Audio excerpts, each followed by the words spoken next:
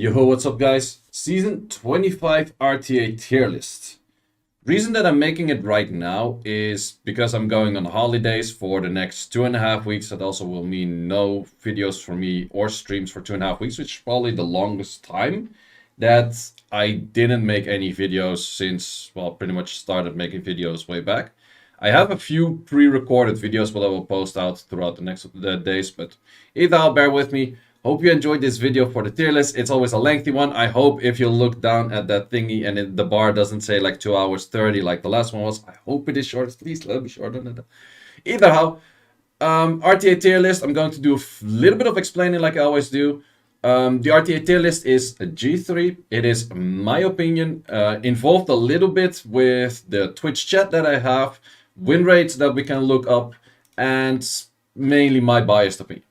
Does that mean that this tier list is absolute and like completely right? No, it is based on my opinion and what I've seen in the game and blah blah blah, that kind of stuff. So I might play something higher than you would play something, and that is just a normal thing with tier lists in the first place. Besides that, I use these numbers for tier lists, and I have been using that for the longest time, and I really like that concept. This is technically just equal to triple S. But why do I like to place 100? Because this allows me to give the possibility of saying, okay, I want to do a row in between. Because I actually feel like, some units are not as strong as 100 and they're actually stronger than a 95. So I have that in between tier list. And saying like a double S.5 doesn't make any freaking sense, right? So for that reason, I have those kind of things in there. In the end, a tier list is just a relative thing saying like, okay, A is better than B or on same level as C. That's the only thing it is. So whatever, even if you put the alphabet here, or if you put triple S in there, it's also, I'm not really sure what does S even stand for. Why does it go from S to SS, triple S? Like, we're used to it and we're okay with that, but it doesn't make that much sense as well. Probably it has some whatever acronym for anything, I don't know. They do in Devil May Cry, it's like Super 6 style something, I don't know. Whatever. Besides that, so tier list, any unit that is over 1% pick rate will automatically be on the list. Anything less than 1% pick rate, I do not have to place in the list. Just to not start picking in all of those units like, oh, I want to do, how about Covenant? Yeah, Covenant's never used and it's 40% win rate, sorry. So to kind of minimize the amount of units that I have to put in the tier list, it's still a lot of units. I put all of the meta relative units in here, including the AC units that I think are meta relevant. I think none of the units are missing. I took the same tier list as I made for the previous season, and I only missed Eshir in there, which I filled in right now. So that is in there. Besides that, someone asked me before, why are you making tier lists at the moment? That probably balance patch is happening pretty fast. Very good point. But once again, because I'm going on holiday soon, I want to make a tier list before the end of the season. The season is pretty much ending before I come back from my holidays. Well, I just have a few more days afterwards, so without, like, afterwards, it just doesn't make that much sense, and it's kind of rushed to make still a tier list. So for that reason, to get a tier list in for this season, I'm making the tier list right now. Do I expect much from the balance patch? In all honesty, no, because currently is a RTA or is a SWC qualification season, and if they would switch up a lot of the stuff just before the end of the season, it would change a lot to the qualification season as well, I guess. So then it kind of becomes like who can pick up the tier list or the new balance patch the most. So to be honest, I currently expect current balancing kind of stuff is towards more siege related, maybe PvE related, but that's what I expect. Fun fact, S rank is, or S tier is from Japanese grading system. Ah, really? Didn't know. Cool information. Should look that up sometime. Does that also make sense for the double S, triple S in their system? Or is that then made up? But okay, makes sense, I guess. So yeah, first of all, I was scrolling through this a little bit, and I just want to see some honorable mentions of like super low win rate units. And just a few fun units. Like, for example, the Draco thing doesn't really work anymore. Chao, apparently terrible unit. Same for people trying Zhongshang Lao. Susano, which I actually made a video about previously, which I think is a very legit unit, is apparently also shit, but I think I'm still going to place it in. But like I mentioned before, I'm slightly biased because I like this unit. I think if he's placed good in a good draft, he can be a pretty nice unit, but he's more of a niche unit, so he won't be high on the tier list or anything. We see some weird stuff like Alaya there. We can see some Rakan. Savannah actually dropped off really low. That's almost never used, which I would say is pretty odd. because I still think the unit's pretty good. We also see some higher units with very low win rates, higher picked units, I mean, like Gio. And I think Gio's still a shit unit. It's very reliant on like how well the Despair goes. So yeah, without further ado, 5 minutes in the video already, we are going to actually start filling in the tier list. We're only going for the meta relevant units, and therefore I don't have to place all of these things that are not meta relevant. Well, I start right away with Susano. Well, I'm actually... Oh shit, I'm messing up my whole setup right now. Trying to take a chill position for sitting. Grab some snacks, put your feet up, enjoy the ride of the tier list. Also for the tier list, as a podcast kind of thingy, I'm going to name the unit and then name the position. So you can just put it on your TV or your PlayStation or somewhere in the background while cooking or doing something else, like bringing back home for your mom some milk or like, I don't know what. Any of the kind of good stuff, you can just watch it, and I will try to keep in mind to name the number and the unit and the reason, and then something like that, and that way you can just watch it as a podcast without looking at my face in the tier list, which might be a blessing at some point. Okay, first unit. Well, actually, the very first unit on the tier list that is meta relevant is... Well, to be honest, I actually want to check if Sion is on any particular win rate in this, or even pick rate. I think Sion used to be a decent unit. Actually, he has a pretty decent win rate. Pick rate is technically under 1%, but I actually do want to place it in because he's a good last pick. Bombers are still good last picks. They have issues, of course, against, well, anything that increases cooldown, pushes back, strips, or anything like that. But as a last pick unit, having Sion in your box is definitely not bad. And he totally uses runes that no one else uses. So I would still recommend people, and I think more people should, because the ban rate on this thing is actually pretty high. 0.61 pick rate is not that much, but 51 win rate is actually not that bad. So I'm definitely going to place him in for the usability. He's somewhat lowered on, like, I would say 65. The first units to place in is always very hard because in the end, a tier list is a relative list. A is higher than B, as mentioned before. B is higher than A, whatever. Placing in the first unit is always kind of hard, and therefore I start switching it somewhat later anyways. But yeah, from there we actually go into the unit that I mentioned before, which is next on the list, which I like and apparently no one else really seems to like, which is the Water Ninja on a 0.16 pick rate with a 42% win rate, which is absolutely garbage. But I kind of like the unit. I think if he's picked against a bunch of fire units and units that cannot kill him, I feel like he's not bad at all. Like, sure, he's not going to insta-win you matches or whatnot, but I feel like people should give some more love to Susano. But that is a biased placement for me because most people would put him in meme, but I would say I give Susano a 60. Yeah, because the moment you use him, he's less likely to win than a Sion would be, for example. Then we go on with Han. I don't think Garo is used, and I don't... Garo used to be actually good for RTA. The main issue with Garo currently is there's just too many units with addition or like multi-hits, and the multi-hits really fuck up the Garo. I would say 2018, yeah, I think around 2017, 2018, people were actually using Garo. I was using Garo. Garo actually missed the critter and missed my SWC match on that one when he was 100 crit, but he critted water. But by all means, that. Okay, next unit, that the ninja that's actually good. And the ninja that's the best ninja and also the 5th most picked dark unit. That is very interesting because if we talk about dark units, what we normally think is like the Ragdoll, Gianna, the Nephthys. But then if you have to name a number 4, Han is number 4. But Han apparently is also number 4 and in insane high win rate. So if we select this to, let's say, the 1%, Han pops up as, what is it, number 7, 8, 9, around there. Han is very strong, and I would say Han, current season, is a lot more about single target nukers that can clear something out, and therefore can make it a 3 against 4. At least that's how I currently see this season a lot more, compared to other seasons where it's a lot more about maybe AoE CCing and that kind of stuff. Currently it's still kind of about AoE CCing, but that single target snipe is definitely something that really helps you out winning those matches. So I'm gonna put Han at 95 right now. I might lower him later, but I think Han is a very solid 95.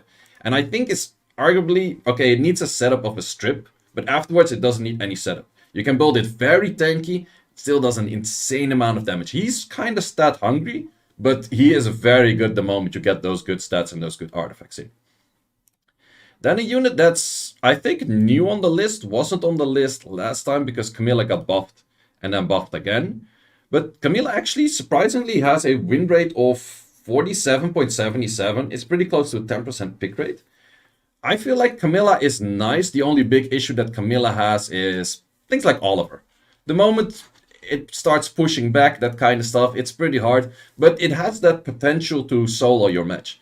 And everything that has that kind of Douglas potential, let's call it the Douglas potential, you kind of know what I mean. You draft it in and you kind of expect it to win the match, but in the end it doesn't. I feel like Camilla kind of fits that role as well. Sure, she also has the freeze, which is very nice. But besides that, I think she is still struggling with being overpicked rather than being bad. And therefore, I will give Camilla currently a 75. I might up it to 80, but I feel like a 47.77 win rate on a 80 feels somewhat off. But the pick rate is pretty high.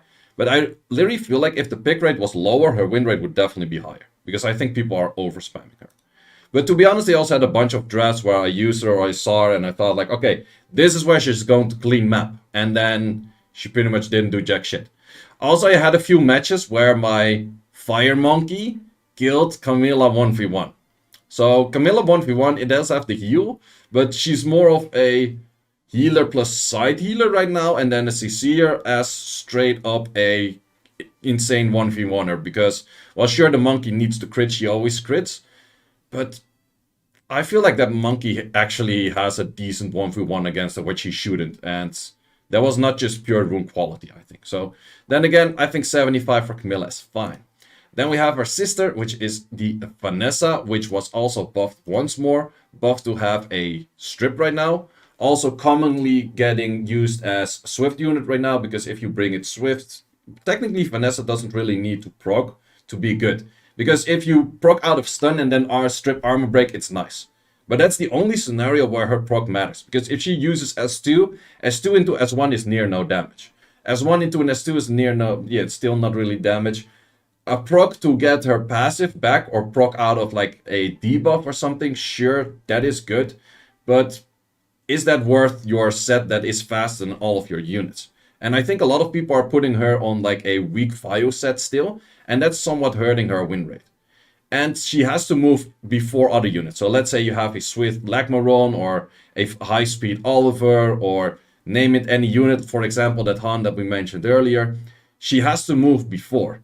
And she needs pretty decent runes to get that working. So on a Swift build, she would do a lot better than her on a Vile build. But since she is a first pick potential, we see some first picks on her. It's not the highest of first pick rates out there, just an 8.29. Let's actually see if we reset that, which number of first picks that's at. That's actually number 4. That's a lot higher than I expected. That is actually a lot higher than expected. But however, the win rate on a 47.47, it is somewhat lower. But once again, I feel like one of those units maybe slightly overspammed, maybe not used towards the good rune builds. But I would give Vanessa an 85, might lower to 80 later, but I feel like Vanessa's a fair 85 at the moment. Continuing on, we have a Claire. I don't really think people use too much Claire in RTA, but you have these people ones here and there out there. Actually, 2.23%. Okay, I said nothing. That's actually a lot higher than I expected. Plus, Claire actually has a 49.07 win rate, which is quite a bit of higher win rates. Oh, Clara, sorry. Not Claire, Clara. Clara. Yes, Clara. But yeah, Clara has a pretty good pick rate and a pretty good win rate. Well, no, the win rate is not that crazy. But to be honest, I feel like she's still super RNG and I don't know. For me, she just feels like a 70. Like, if you feel lucky and she's going to strip everything, she's super nice. If she don't, you die. It's not that great. I feel like it's not a bad last pick if you need something that kind of CCs and then also does something more extra. The only thing where, like, for example, the biggest trade-off unit that does something similar, I would say, is a Chiwu. Chiwu has a higher base lead, but then again, Chiwu is hard counted by a third, whereas a Clara is not hard counted by a third. Technically, if she stuns. If she doesn't stun, you're still hard counted by a third. So I would say too much of an RNG unit for my liking. I put Clara at a 70 for that reason. She can be a good Gianna, but most of the time she's not going to be that good Gianna. If you feel very lucky, draft a lot of Claras. Then we continue on with Akroma. And Akroma's probably, okay, it's actually on a lower win rate than I expected. It's often banned. Win rate is a pretty close to 50%. It's a 49.69. Ban rate is 16.5, which is quite high. But the pick rate is 3.27, which is a lot higher than we have seen for Akroma these days. Akroma actually, I'm not going to place at 75, just placing there as a hold position right now. But Akroma used to be very good until additional damage artifacts came. And additional damage artifacts just wiped her off the field. Currently, we see some more people going towards like a bruiser meta, and then she kind of fits the bruiser meta if the enemy has some kind of CC units in there or heavy dot units in there. Also, she was buffed to pretty much permanently have the silence up if she lands it every turn, and she actually is faster than the enemy. So for that reason, I feel like Akroma is a very strong last pick, and that also means that she is containing a pretty high ban rate. So I would actually say Akroma is an 85 for me. It's not that much of a spammable unit, but I feel like she's pretty decent. And as Koze mentioned right now, S2 damage on her is pretty good because it is damage from enemy max HP. Therefore, you only need an armor break. You need a bunch of crit rate, crit damage. You don't really need that much attack. Plus, she has that value of having that S1 increased cooltime. It's super low rate, it's very RNG, but having that extra value in there, still pretty nice. So, Akroma 85 for me. We continue on with Eshir, and Eshir is the unit I missed last time. It is the 5th most picked light unit out there with a 6.99%. Win rate is 48.41, which is still under the 50. We have a whole bunch of units placed already that are under 50% win rate. Eshir is still one of those nice units for speed contesting. You often see Eshir if someone drafts a more CP and then sees that the enemy is speed contesting on maybe like a Sibala or an Athena or a Sekhmet, and then you're like, okay, if I add in that Eshir can boost my CP or my more, and therefore I still take the first turn. It's pretty nice in that, but it's a heavy speed check. And often Eshir is not on the best speed runes you have, because they still go towards that Sibala or they go towards other units. And for that reason, I feel like that would kind of hurt Eshir's win rate, rather than Eshir being bad. It's also Eshir's often drafted in the situation like, shit, I'm getting outsped. What's my fast unit? Oh, I have Eshir, he's kind of fast because of high base speed. Just throw that in, let's see what happens. So I would say, I feel Eshir has quite a high value. I would say Eshir's 80 for me. But yeah, the issue is, are you going to throw the best rune set at him and those kind of things? He kind of has to fit the team, because if he just boosts the team, you're fighting full immunity. He boosts your team, but you actually don't have a stripper. Your whole team moves and then nothing happens. That's somewhat worse. And something that people often forget is that Eshir S3 actually has good damage. So you can put some crit rate and that kind of stuff into him. He's drafted when people are realized behind, they are behind in pick ban, I feel. Yeah, I feel like he's kind of drafted in the moments that you're like, okay, he's drafted at the moment you would draft an Antares. Like, oh, okay, I'm kind of losing this, but this might be the factor for me to win.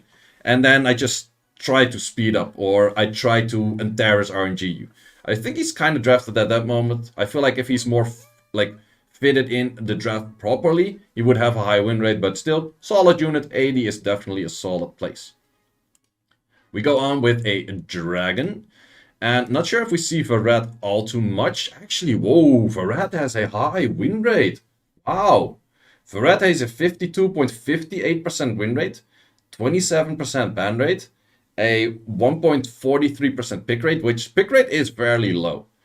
But that is definitely not bad. Let's actually zoom into that, because that makes me curious. What is he good against? He's good against Wind Monkey. Okay, so from the units that I see here, Veromos, Wind Monkey, NFL, Thessarion, Nana, Antares, all of these units are more towards bruiser units that probably don't have immunity in there.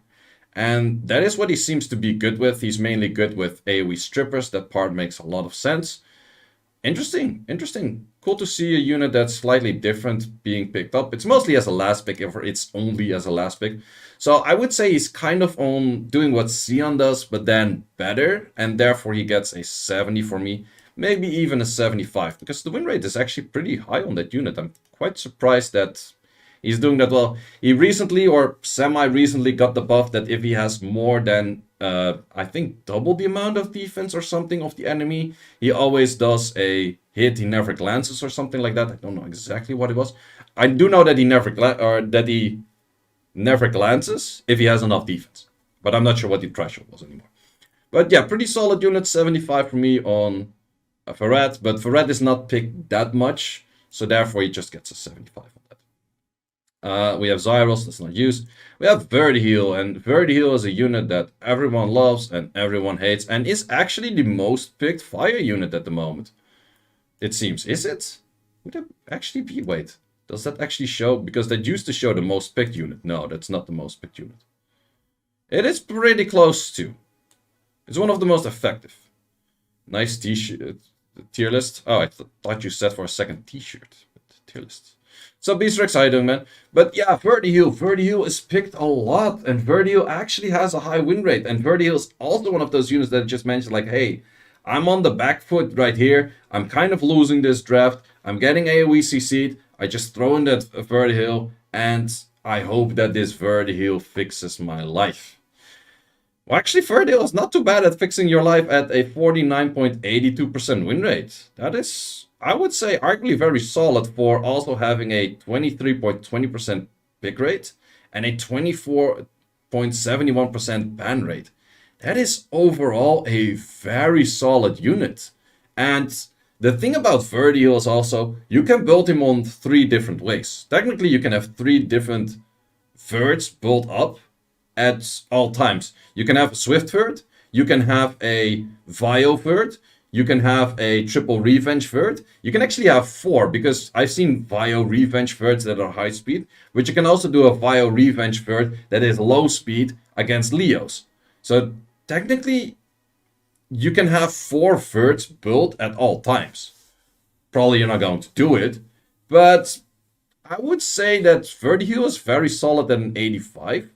I'm not sure if I'm overdoing it to put Verdiheal any higher. No, I think I would overdo it if I put Verdiheal any higher. I think he's still kind of that coin flip unit. Like, sure, he works out most of the time, but he still feels like that coin flip unit. It's like, okay, this AoE draft, if I counter right now on this CP, or if I counter on this more and crit, or if I counter on this Gianna, I have potential to win. If I don't, I lose. Meh. I kind of like the place where Swift Verd is better a lot than the Vio, or than the Triple Revenge Verd. Swift Verds are more of like playmakers rather than sitting there as like, okay, 45% chance, let's go.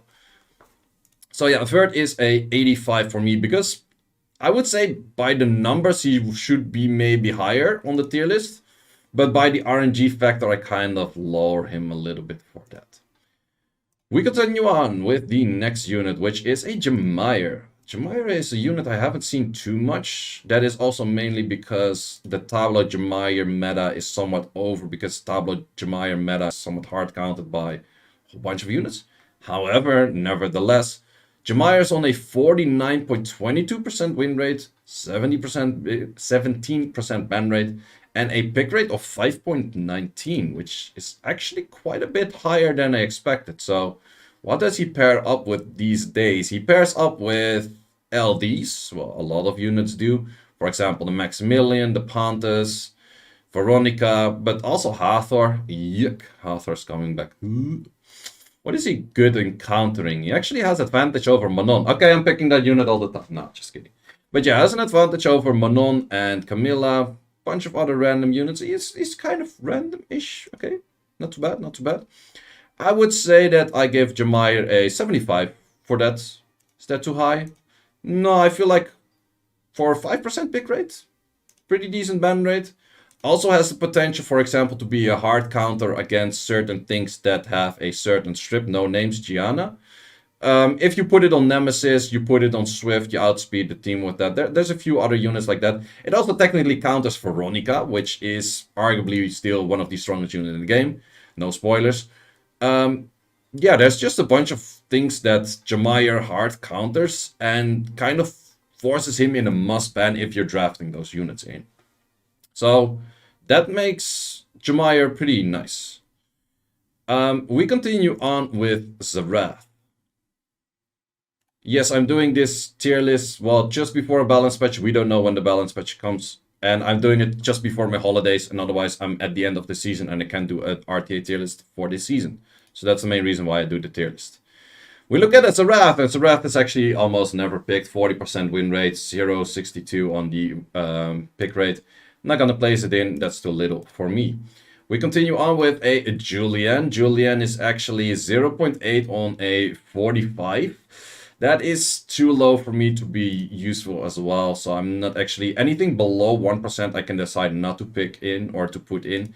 And a 45% win rate is not good enough for me to place in there, I would say. We continue on with a Cadiz Nuts. Cadiz Nuts has a 0.5% pick rate, but a 53.73% win rate. Win rate is quite a bit higher, but pick rate is somewhat low. I feel like if he would be picked more, it's probably one or two like high-end players with very good runes picking this unit a bunch of times, and therefore it's working. Because I see a lot of people trying to make this unit work, and he's not that great. Plus, the pick rate is even under 0.5%. So I'm not going to place him in all honesty, because I think he's too much of a wild card, not really being used too much anyways. Then we go for Teor, and Teor is actually used 2.15% pick rate on a 49.39% win rate.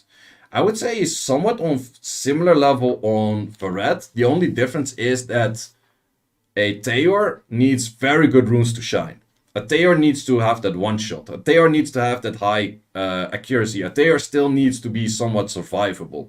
Whereas a Varad is just like, yo, I need to land my shit, and maybe some accuracy is cool, but, or some crit rate is cool, but the survivability already comes, and that's the place where I also put damage.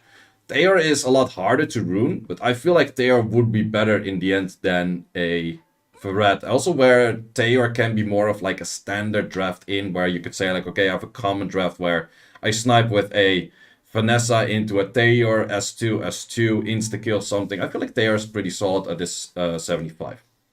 But he is pretty hard to rune as well. Teor can miss freeze, that's also a good part.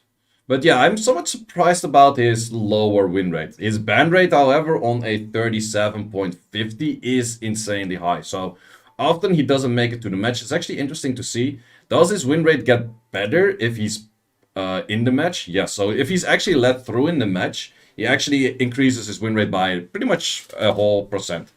So that makes a lot of sense. He's kind of strong when he gets let through, but often it's in one of those drafts where he's just simply bad. Next one is a Lagmaron, but I think Lagmaron is picked less. Yeah, Lagmaron is 0.7. It kind of does the same thing. It kind of has the potential. I am going to put it in, but would I say same level?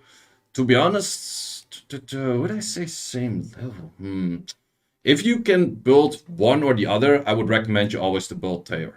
Because Teor is just simply better at controlling the fire units, which you have a whole bunch of right now, and also the thirds and that kind of stuff. Whereas Lagmaron, I don't like the third skills much. Like, technically, they're kind of same, but I would say I like Teor's S3 a lot more than Lagmaron's S3. So I'm gonna put Lagmaron in, but Lagmaron is a 70 for me. Rakan. Don't think anyone really uses Rakan, and if you do use Rakan in RTA, maybe you should stop, because 0.12 on a 44.30. Stop using Rakan. Fair enough. That's actually a funny one that I want to see if it's actually being used. And we're looking back at like 2018 meta, and also once again, don't use that. Not even mentionable. Why not? Just don't. Let's actually continue with like whole families, because that actually makes things easier for me for the timestamps, because of course I'm going to do everything with timestamps. We continue on with Sean, the Light Chimera, on a 52.72% win rate, which is insanely high. Ban rate 21.5. Pick rate is even 5.76. That is a very strong unit, and if we select it by just pure win rates, it's probably one of the units that shows up pretty fast. Decently fast. I actually expected him to be higher. He was not nerfed as of recently, as far as I know, but still one of those very strong units out there. Very good clear unit, very good CC unit, commonly used with the Moor and CP. I feel like in current meta, maybe somewhat slightly harder to draft because you have a bunch of more hard counters like a Fire Monkey. I think the Fire Monkey actually lowered his win rate by a little bit. Let's see if he's actually bad into the Fire Monkey. Oh, wait, that's a Tian Lang. Because I feel like Fire Monkey would be a good counter into him. Weakness doesn't show the Fire Monkey. Athna also doesn't really show here. There's a bunch of other units that show here as weakness. Sonya is actually one of his weaknesses. That part also makes quite a bunch of interesting sense. Yeah, Athna and Sonya, those two are pretty hard countering it. Fire Monkey not here on the list above 50, but I kind of expected it to be there.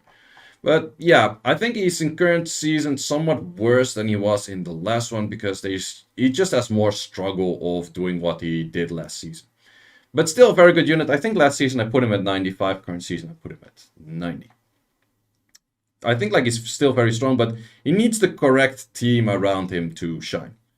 We got a Zeratul, and that's probably one of those units that if you use it a lot, I would recommend you to not use in RTA and bring it somewhere else. And that for good reason, 45% win rate. Then we have Valkyrja not really use Artemil, or as one caster from Boston might say, Ada. And we also got a tier 1 from Yuumi. 42 months. Holy, that's a very long time. RTA is so evil to me, face with symbols on mouth exploding head. What the? Face with symbols exploding mouth on head? What the? Okay, good things. Thanks for the tier 1, Yuumi. But we have an Artemil, and that's a 52.50. That's pretty high, actually. And a 2.33 on the pick rates. 20% ban rate. I actually feel like a lot of people that have Artemil are sleeping on Artemil. And it's actually a very good unit against a whole bunch of things. Interesting that it's good against Leica. But yeah, it's definitely nice against a lot of Leo drafts. Personally, if I had an Artemil, I would draft, or I would build one. Pure damage, very slow. And the moment people go for Leo, most of the time Leo is next to some critting units. Could be a Ragdoll, Leo himself, Bird Heals, whatever, whatnot. It would be my straight up Leo counter. You can draft it in a few other ways too. But I feel like Artemil is kind of slept on. But I feel Artemil is a very strong unit. I'm not going to put it like all the way super high up. Well, no, actually Artemil is an 80 for me. Like, it's not super, super high up. You cannot use it all the time. But I feel like it's one of those high winning factors when it's used properly. And we got a tier 1 gifter from Yuumi as well. Appreciate it. We continue on with Fermion. It's not really used. That's not really used. I might want to actually check if Eludia is used. I don't think so. It would be, if people do use it, it would be some kind of cleave. Okay, actually Eludia is used. Strangely enough, well, technically it's below 1% win rate, so I could exclude it, but I'm actually going to include it. And I'm just going to put it at 75. Because that's not even sure. The bird is that specific to say like, okay, you need a very specific draft around it, and you probably need 1 more LD or even 2 more LDs to make it shine and to make it work, to have that proper draft in where she's good enough to be on that high win rate of a 53 where she's at right now. We continue on with... Oh, wait, let me lower this slightly bit. Not that much, just a little bit. Okay, wait, let me actually do it like this. This. Okay, perfect. We continue on with oracles, and that's always a very interesting one to put in there because the whole oracle family is just simply good. Starting off with Praha, and Praha is, I would say, currently one of the stronger oracles out there. Well, all the oracles are strong. She has pretty close to a 15% pick rate, a 51.69 on the win rate, and a 14 on the ban rate. That is arguably going to be one of the highest win rate normal units. Okay, we have Hathor very high up. Don't like to see it. Gani pretty high up. Okay. Ferret is high up. Yeah, she's pretty much for... She actually is the first non-LD5 over 10% pick rate, because Ganymede is just under. That is this high up. Wow, that's actually very interesting. She's strong. Maybe we should put some better runes to it. Maybe you should as well. But yeah, Praha is legit. Praha's straight up 90, maybe even stronger than 90. Would we say Praha's stronger than 90? No, I feel like Praha's 90 is fine, but yeah, Praha is just very solid unit. The buff of getting speed buff to everyone makes her getting rid of that sleep faster. Has even the potential of doing an S2 into an S3, which is very nasty. So yeah, Praha is a solid 90 for me. Might up it later to a 92.5, but I feel like for the moment she's fairer than 90. We continue on with the Juno, which is also once again an Oracle and once again a very solid unit. Hard countering the meta, but I feel like also slightly overspammed. Also one of those units like, shit, I'm getting AoE CC'd. I just drop in that Juno and I hope she takes a turn. Often she doesn't take a turn, she's AoE CC'd, and for that reason it's just... It's a slightly harder to use. Therefore, we also see a 50.14 on the win rate, 31.34 on the pick rate, and a 23 on the ban, which is actually pretty high ban. But I would say that Juno is at least an 85 for me. No, she is definitely... I would say Juno is a 90 for me as well. It is one of the higher pick rate units. It is spammed too much, and that's lowering her win rate. She's legitimately the, 6th most picked unit out there. And I would say she's very solid. Like, by all means, I would say she's for sure better than everything in 85. If anything, I would place her maybe at a 87.5, but I feel like Juno is fine at a 90 as well. Even though her win rate is quite a bit lower than her sister, but her usability is quite a bit more. Plus her ban rate is also higher. Continuing on with the sister that's left in the dirt, as some people might say. Definitely I would be part of that, some people. Sierra, and Sierra is a 6.5% on the pick rate, a 48.87 on the win rate, which is actually somewhat higher than I expected. But yeah, she needs something more, because she normally, if she missed a bomb, she's still at the cycling, and the cycling was her savior towards overcoming her RNG factor of missing that bomb. Because by all means, Sierra is still a good unit if she would land that bomb. If she doesn't, well, she's the best dodger in the game, or doesn't even land the dot, right? So definitely she's still good. I'm not going to put her at 70. I feel like she's decent to be put at least 75, but I actually feel more towards 80. Because she's still that speed lead, she still has that potential, she still is very nice, she still doesn't give a shit about elements like, oh, Verd Hill, I can bomb that too, I don't give a shit. But yeah, she needs something more on that S3. That's actually a good point. She's very S2 landing dependent to use her S3. She kind of needs something in her S3 that she's less dependent on her S2. So, yeah, it's actually funny to say that Sierra is currently the worst of the three normal element oracles, where she used to be by far the best.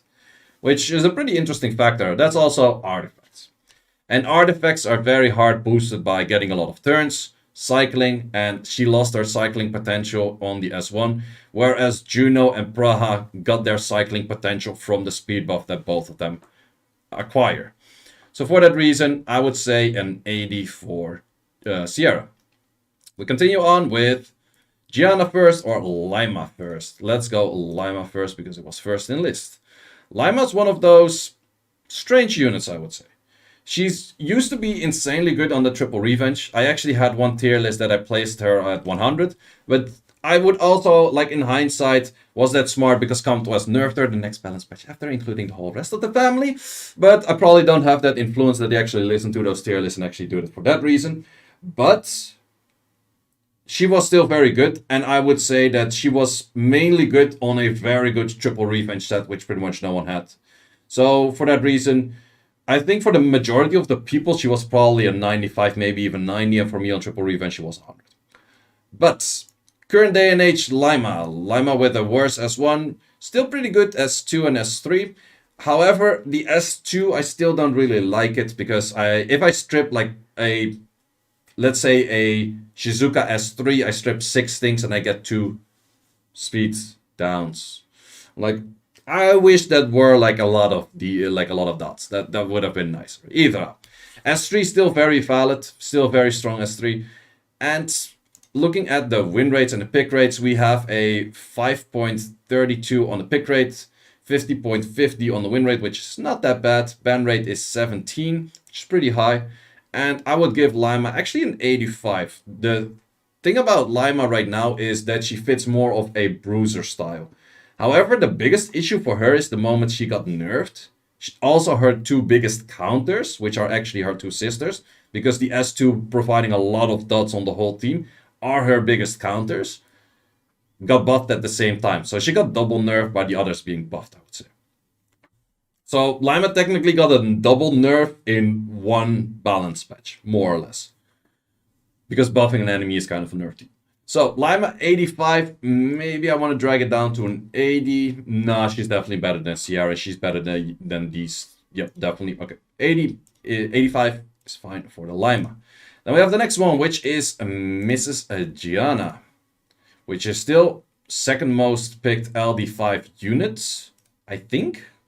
Is she? LD5, first one Ragdoll, second Gianna. However, Gianna is pretty interesting. 50.89% win rate, which is arguably the lowest win rate we have seen on Gianna ever. It's a 20.45% on the pick rate, and it's a 19, let's say a 90% on the ban rate. Why is her win rate dropping that much? Well, there's a few reasons for that. I'm not going to place her at 100, but just as a placeholder. Why is Gianna's win rate dropping? A few reasons. We have a lot of passives coming up that make it annoying to land the stuff. Racuni's being buffed, Josephine's being buffed, bunch of that kind of stuff. Pretty much most strippers, if not all strippers that we currently have released, either have a speed lead or faster by base speed. That is hard for Gianna to overcome as well, because Gianna needs that extra stat or that extra speed to overcome that. Another big factor is Shizuka. And technically you could say, okay, Shizuka is nice with Gianna. Not really, because they share the same counters, for example, Juno. But Gianna into a Shizuka is very much a hit or miss. Because if you land on the Shizuka, it's good. If you miss on the Shizuka, you might as well quit and leave. Because, yeah, the Shizuka has that much of a value. It's like, oh, you bombed and stripped and stunned my team, but I procced out. So now your whole team is bombed, stripped, and stunned. Or not stripped, but you know what I mean, right? Those kind of values make Gianna worse. And definitely she's still good. She's still very, very good. But call me biased on this one. I don't give a shit. I'm going to put Gianna 90. Because I feel like currently Gianna is still, it is very good. But she's definitely not on the 95 on the 100 tier right now. Because there's just too many counters right now to Gianna that make it harder for her to be used. Whereas I don't complain, like I don't say like, oh, buff Gianna. Like, no, if you're 90, you definitely are fine as a unit. You don't need the buff, you don't need a nerf, you're just fine. S1 nerf also hurt. Yeah, it also did hurt, that's true. But yeah, Gianna's a 90 for me right now. We continue on with the OGs. And OGs we can find as first with Annabelle. Annabelle being a first pick from one of our top players in Europe, which actually has an insane, what the fuck is this win rate? We have a 55.69 win rate. Only 2% pick rate. So I think it's just one or two of those people, Livered, no name. Yeah, it's just Livered spamming the living shit out of this. No, it's actually a bunch more. No, wait, if you see how many matches... Wait, how many matches are you used? NFL used in close to 1,300 matches. Liver played 700 of those. This is biased. This is more. Liver is more than 50%. It's not even 50%. It's more than 50%. So yeah, that's where statistics might be misleading, because the other two, like there's 3 people that used it more than 100 times, because you need to be like 100 usage to be in this list. Livered is 7 times over that threshold. Okay, that's a fair amount of being used. Would I say she's a bad unit? No. Would I say she's a very specific unit that works very well if you have A, the specific runes, B, the specific playstyle, and C, the specific units to fit with all of those previous mentioned contributions? Then she becomes very good. Without that, Annabelle by best is a 70 for me.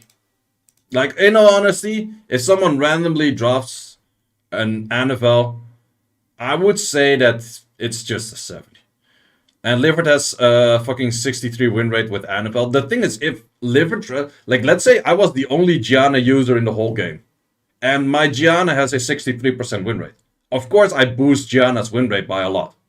So, those kind of factors, kind of strange. He does it with a weird unit, I would do it with a Gianna. That's the only big difference.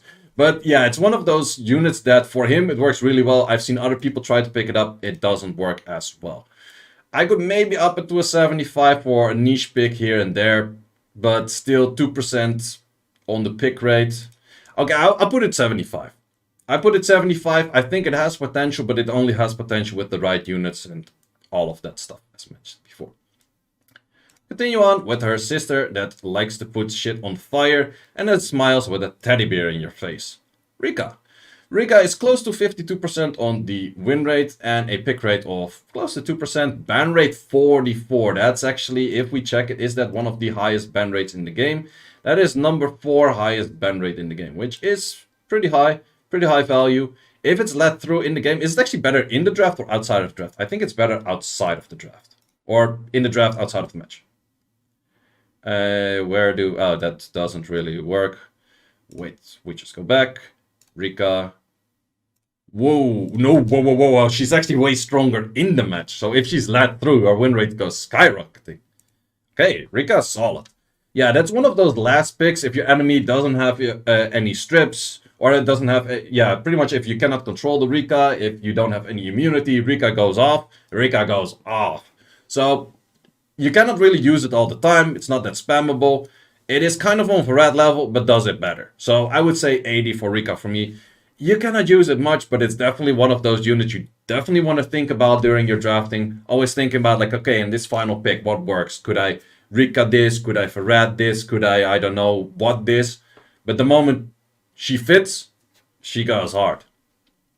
She's a Cinderella story on that one. Okay, we go for the next one, which is a Charlotte. Which we can actually say right now. Thank you, Contest. That only took 6 years. Charlotte always has been a very high win rate unit as well. And also one of those units that's definitely picked as a 5th pick. And also what you can see, the moment it is 5th pick, it is very good. Maybe I should rune up a good Charlotte again as well. Because I think I kind of undervalue her for, I don't know what reason. But she is very strong because she also has that push down and boost. And the combination of that is pretty nasty. Plus the glancing, plus the cycling on the S1, even if you're not violent. She becomes very good. She's definitely an 80 for me. Don't think I would put her any higher than 80 because she's not used that much. But Charlotte is definitely an 80 for me. And that's definitely a unit I should actually pick up as well. Because she also has the multi-hits. Technically, she can even counter-revert in a weird way. Because she pushes him down. She applies the glancing. She does it with multi-hits. So there is a likelihood of actually landing one of those shit things. Charlotte is pretty nice. Continuing on with the Laura, which is a very nice figurine. Actually, one of the better looking figurines in my opinion. Too bad, not that great of a unit. However, 54, close to 54 win rate. Wow, that's insane. What made Laura good? Who made Laura good? What is Laura good against? Her base speed is very good. You can put it on Despair, but is there like a specific player that spams her a lot? Okay, Big V actually uses her. Interesting. Yudayo, Duchan. Well, if Duchan has 55 win rate with it, and Yudayo as well, those guys are like pretty hard stompers normally, but okay. Oh, geez, a win rate family, I guess. Seems so. Yeah, to be honest, I'm not gonna value her as high as her win rate because I feel like she's not that great. I feel like she can have potential in certain drafts. But for me, I feel like other units would have fit as well. I don't know. Like the defense buff is just weird. She also does defense scaling damage right now, but Thompson showed me her damage output on it right now, and it was somewhat still lackluster. And if someone could make a unit work and do damage, it is Thompson. His rune quality is absolutely off this world. It's fucking insane. And if even he is like, yeah, I really like the unit to try to make it work, but it's still like kind of iffy, I take his word on that one, and I put Lauren at 70. Maybe 75, but I feel like a 70 is fine. Odd unit, odd unit. Then we have Nikki. The dark version, the gothic version of the family, and the insanely strong version of the family. Where's Nikki at? She should be somewhere higher at the top right. Nikki is strong. Whoa. 55 win rate. 15 on the ban, 8.5 on the pick rate. That is insane. In and out of the draft, pretty much same thing. If we check for just win rates, is she one of the highest win rate units out there? She is pretty much one of the highest win rate units out there with a relatively high pick. That is absolutely insane. Also, the insane thing about her, it's multi-hitting. It's heal blocking. So a lot of passives don't really give a shit. Like Manon passive, multi-hitting anyways. Oh, anything that heals, heal block. What heal block? Not 1 turn, not 2 turn, 3 turns. 3 turn heal block. Attack buff. 3 turns as well? Shit. Attack buff S2 and the S2 scaling on more healing when you have more attack. Shit. Additional damage artifacts. Shit. She's just so good right now and she deserves a very high spot for that reason. And I feel like she is for sure better than Han, but I don't give her that 100 spot. I feel like I will give her the 97.5 spot because I feel like she's definitely better than Han, 100% better than Han for sure. But is she uncounterable? Is she impossible to deal with? No. And the reason for that is you can still outspeed it, you can still reset it, you can still kind of control it. There are a bunch of counters to her where, sure, everything has a counter. Like Bao means everything has a counter. But her win rate is nice, her pick rate is somewhat less spammable for me to say like, okay, that is the 100. We might see it in the screen already, who is the 100, no names. We might see it, but we will get to that point. We continue on with Hell Ladies. And I think we see a bunch of Hell Ladies not being used, but we have the Athena that gets a buff, and then a buff, and then a buff on a buff, and then a buff on a buff on a buff on a buff. What actually results her in a negative win rate, which I'm somewhat surprised about.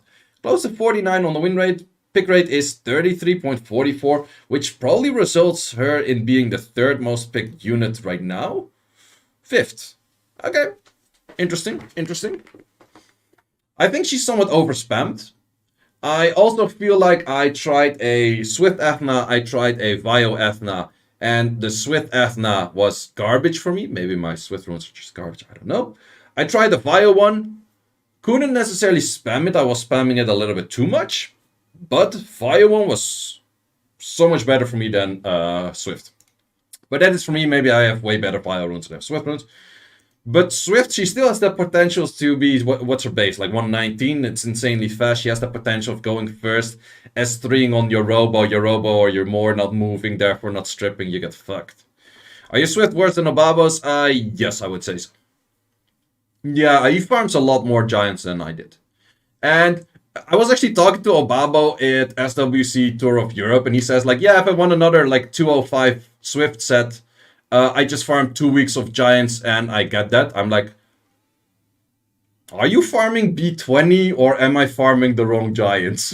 Because I farmed giants since last SWC and I barely got a set like that. So I'm not sure about that point. But yes, I would definitely say Obabo has better Swift runes than I do. Pretty sure. Fire runes, probably not. Despair runes, I think we're kind of equal. But Swift runes, he probably has better. Or pretty sure he has better. So yeah, Athena. Very strong units.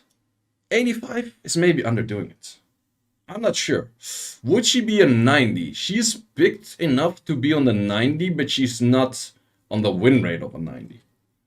Would she be the in-betweener tier?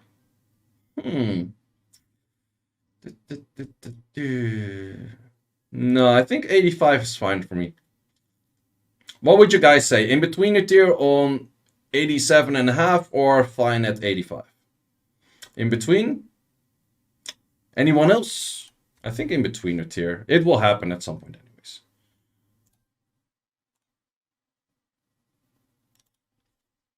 $90 or in between? Yeah, I feel like that this is fine. I think she's maybe overused a little bit, but she's definitely better than the rest what's on this list. So I would say Athma is the 87.5. Do I want to drag Juno one down? No, I feel like Juno still has a lot of potential. I still miss a few meta units, Sonya and Manon, and that's about it. That are non-LE5s. We continue on with Asima. Very cool unit. Arguably for me still one of the coolest units in the game. Which is pretty much just like Arika. And arguably better than Arika because she doesn't give shit about elements. But for also the win rates and that kind of stuff, she's pretty much exactly like Arika. Are you planning to qualify for SWC this season? I might. Who knows? I love my two Asimas. Understandable.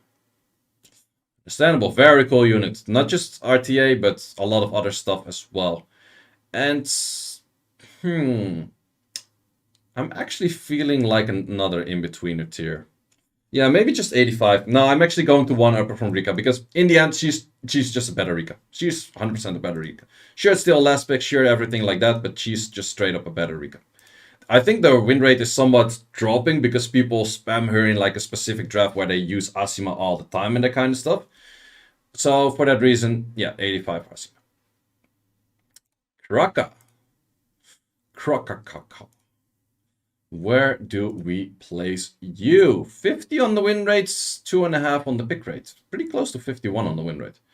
Actually not bad. That's actually not bad at all. That's definitely worth a 75 for me. Don't see this unit all too much, but I feel like she has more potential than people give her credit for. Especially with that revive, annoying shit, bruiser comps. Yep, I think she's nice on a good set. Still would give him some damage, some of the crit rate, some of the additional RDs and that kind of stuff. Not too bad. I think a 75 fits Kraka. I did list Rigel, but I think Rigel's never even close to used. yeah, you shouldn't use that. Now I have Mr. Antares, the one unit that came in one season and never left. Antares is also not leaving this season on a 3.9% pick rate, which is actually lower than last few seasons, and a 47.15% win rate, which is around same as last few seasons as well. Well, once again, as I've mentioned before, an Antares that procs all the time. Enemy Antares is at 100, your Antares is at meme. No, just kidding. Yeah, pick rate is actually pretty low for Antares, but that is probably also because so many more units started destroying Antares. No names. Manon, Fire Monkey King, blah, blah, blah. All of those units just, oh, Antares, you're there, you AoE it, let me throw my fucking cookie in your ass. And then you die. Oh, you do it twice, then you definitely die. Camilla, those kind of units. So yeah, that makes Antares quite a bit worse. So I would say Antares in the good draft, last pick, late pick, anything like that might still be niche to nice. But Antares doesn't get me much more than a 65 at the moment. And I was actually quite a big of an Antares lover, he used to be. Then one unit that some people still use for whatever reason, but you shouldn't, is a Chow, and a Chow is a terrible negative win rate and a 40 win rate, so we're not even going to place this ass of a unit in. But Leica, however, placed in the right drafts is actually pretty nice. And we're actually going to get these Dragon Knights towards Chronicles, and they look pretty promising and very strong in Chronicles, so pretty curious to see how they will work out there. Leica is a 48.40 on the win rate, 1.63 on the pick rate, and close to a 40 on the ban. Being that high on the ban also means probably that if you're let in through the match, your win rate decreases rather than increases. So there's more people scared of Leica than Leica actually being great. Interesting unit. I would say Laika's not bad, but it's very niche where he actually fits. Because often where you could fit a Laika, a Douglas maybe be even better. I had a draft against Sigbeer the other day, and that was actually where Laika was like 100,000% ban. But you see those matches like once in a 1,000 matches or once in like 500 matches. So when he fits, he's good, but that is so limited, and even then it's not as great. So Laika gets a 70 for me. Then we have Leo, and Leo is the one unit that ACOG used to hate the most, probably still does. That has a very interesting win rate. Wow. If I have to meme ACOG again, Leo goes over here, but we're not going to meme him, I guess. Wait, that's... wait. So I had it selected on in the 44. So Leo in the draft is very strong, but the moment Leo's actually let through in the match, so you're drafting 2 or 3 Leo counters, Leo win rate actually drops to 47.32. If it is just purely looking at the matches where he's also banned, and he's banned 50% of the time, which is arguably one of the highest ban rates in the game. Number 2. And his pick rate of 16.8, that makes him still very strong.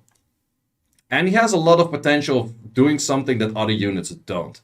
Plus, if you have the specific draft that really enables a Leo, for example, you draft with the Ragdoll, you draft with certain other things, it is very nice. Issue, however, is if the enemy drafts Leo counters, you do not exactly know what a Leo counter is or not, or what a Leo counter build is or not. Because you can expect like, oh, someone drafts a Ken because I draft a Leo. Probably it's on no speed and that kind of stuff. But in the end, they decide the match whether they're going to ban your Leo or not. They could have a Ken that's actually fast and then ban your Leo just to trap your ass. So there's a lot of Leo counters these days, and therefore I feel like Leo's somewhat lowering on his value, but still a very strong unit. 85 it is for me for Leo. Because that ban rate is just insane. We continue on with a Jaeger, which is a nice drink, a very good movie, and someone that kills a lot of giants in an anime series. But what does he do in Sky Arena? He actually has an okay-ish win rate, but a 0.69, close to 0.69 in pick rate. Win rate is that low. Well, it's not low, it's like close to 50. Ban rate 10%. Not used that much. I think, yeah, we don't even have to place it in. I think the unit has potential. I think it's one of those units that has a lot of potential with a slight buff. Don't ask me what, but a slight buff, he might become very good out of nowhere. Well, not even out of nowhere, it's just, he has a passive. Counters likes to buff passives. So if they buff that in a certain way, he already been buffed like a few times, but if they trigger that right buff at some point, I feel like Jaeger might become very good again. Now we have Ragdoll, which is still the most used LD5 since pretty much LD5s were invented. I think Ragdoll never was bad in any meta. Ragdoll, however, currently is at a 50.50% win rate. That is maybe because the Ragdoll brains out there have to draw more proper these days. Not just kidding. But actually, Ragdoll's win rate, if he's let through in the match, jumps up quite a bit. Which is different than Gianna, I think, because I didn't even check this. Gianna in the match or outside of the match is near exactly the same thing. So whether Gianna's banned or not banned, win rate stays the same. Ragdoll is more of that force ban. It has more of that, it's like, okay, you have to ban my ass or I'm going to fuck up your draft kind of style of unit. I feel like a good Ragdoll still is insanely strong, and Ragdoll for me still gets that 95. It's definitely better than Gianna right now. Mainly because of higher pick rate and when in the match a higher win rate. So definitely is a 1-up from Gianna, 95 for Mr. Ragdoll. That is all for the Dragon Knights. We continue on with the monkeys. Going on for some monkey business, and one of the few units that have been buffed to a point where I really like them. But that is not the water monkey. What does the water monkey do? Water monkey has a 43.90% win rate. I actually made a video on the water monkey as well. It was not great. I don't really like this unit. You could say Water Monkey plus Shizuka, you can do some blah blah kind, yada yada, whatever. Yeah, no. Yeah, Ethna eats him. Good point. Oliver eats him for breakfast. A bunch of other units eat him for dinner. And then probably someone has him for lunch as well. So Plus the fact that he has a below 1% pick rate. I'm still going to place him in, but I'll place him in pretty low. He's kind of on the Susano level for me. In the right draft, at the right moment, might be very nice if you actually invest decent runes in him. Whereas this thing actually needs your Vaio sets, and this thing does just need your Vamp sets. Okay, then we have the Fire Monkey, which in my opinion is my savior of current season. I have been seeing this unit destroying water units, destroying wind units, destroying whole battlefields, killing everything. Love this unit, but this unit needs a insane rune quality to shine. That's also reflected in his win rate. Win rate is a 48.30 with a 16 on the ban and a 16 on the pick. Nice numbers there, both sides. But win rate is somewhat lacking. Even though his pick rate, I think he's one of the higher picked units right now. If we see, he's popping up on the list pretty fast, yep. Being in or out of the match, kind of it's the same because it went up to like 60-ish from what I said. Oh no, it's literally the same if he's in or out of the match. I like this unit a lot, and this unit is getting some love from me. And I might be biased on this because his win rate is somewhat on the lower side. Okay, I'm gonna one down him because I think it's my rune quality that makes him that good. Same as where I said before, my Lima was like this instead of this. Because of the rune quality in previous tier list, I would say.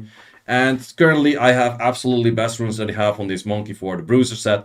And he does an amazing work. But I also feel like maybe he's somewhat overspammed and therefore that's somewhat lowering the win rate. But yeah, he's definitely a very hard scaling on rune quality. And the main reason is that's what people are also missing in their build. He needs 100 crit rate. Because he gets a lot of extra attack when he stacks. So crit rate, crit damage have higher value on that stacking scale. If you don't have the crit rate, if you don't have the crit damage, that stacking scale that you build up is not really going to be that nice. So you need that crit rate, that crit damage, you need a decent speed, you need good HP, you need good defense, you need good accuracy. The only thing you don't really care about is resistance. But if you have a bunch of that, that's also nice. So he cares about every stat in the game, pretty much. But very solid unit, 85 for the Mehawang. Then we go for the Qitian Dasheng, or however we all can butcher that name, which is actually still one of the low win rates we've seen him on. I think it's been worse in last season. Also has been one of the highest units in a tier list at some point. But we're looking at a 50.50 on the win, a 5.20 on the pick, and a 24 on the ban. Does it actually increase his win rate if he's let through in the match? I think so. It does by about a whole percent. So it's definitely one of those late pick units. If he's not banned, he is very deadly and very scary still. So for that reason, I think he's still an 87.5. I feel like that's pretty nice. Why you put a chroma that high useless as fuck? That is probably because you cannot make a chroma work, but other people can. That was kind of savage, sorry, but a chroma is very much of a good unit right now. And if you can see that, then this is my biased opinion tier list. So yeah, I think the monkey is fine at an 87. Wouldn't really put it higher, but it is still a very nice unit. But I don't think it values the Sean level of also being able to one-shot and that kind of stuff. I want stun on the Achroma S2 Sag. I feel like silence for 2 turns. Like it semi-CCs someone for 2 turns rather than a stun for 1. So I feel like silence for 2 turns is not bad. Achroma's just a sick thin duck, then draft better passives around her. Or just draft, or don't draft her when you get full AoE CC'd. Kind of depends on the draft. But yeah, let's continue on with other units. We have the Wind Monkey, Xingzi. And Xingzi actually has a pretty terrible win rate. He was buffed recently, but cannot really make it work all that much. Xingzi is a 46 on the win rate, a pick rate of 3, a ban of 12. Does his win rate increases being out of the match? Actually does. I feel like Xingzi is nice, it's niche, but by all means often it doesn't really work. So therefore a Xingzi is a 70 for me. We go on with a Zhongchang Lao, my light and dark unit. My light and dark unit that I am pretty sure I'm not going to place, but I just want to check the win rate just for the fun of it.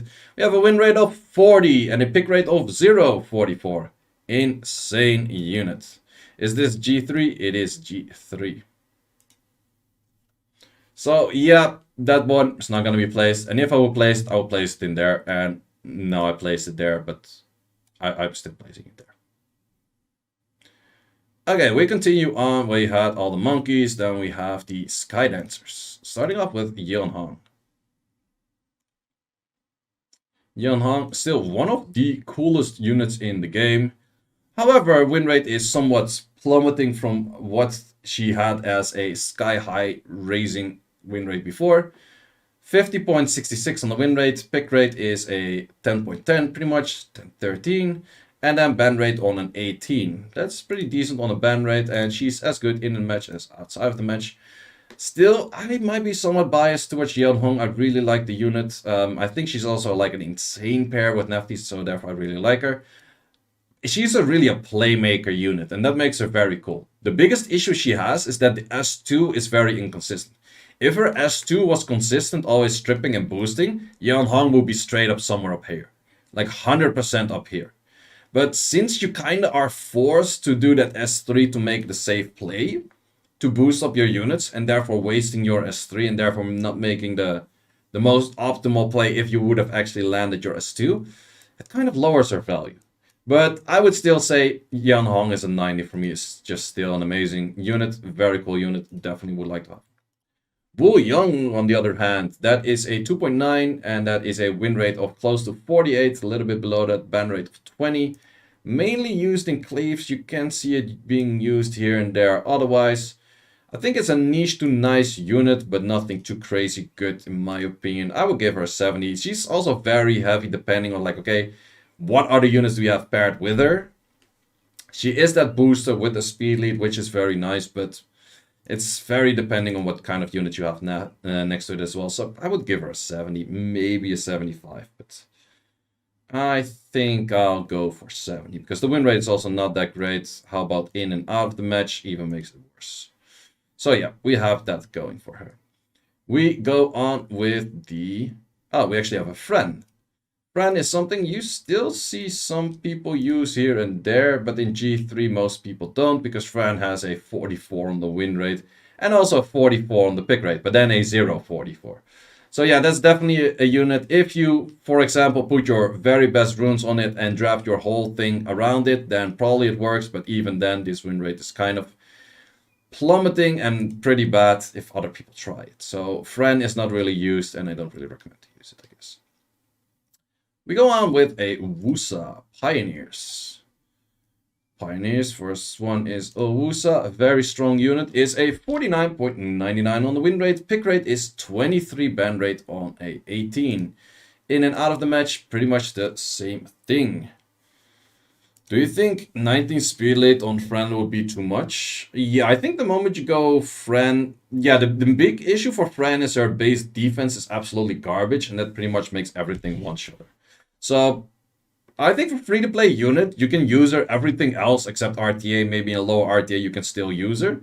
In G3 RTA, you just have to go towards like the net 5s with better base stats and higher speed leads and all of that kind of good stuff.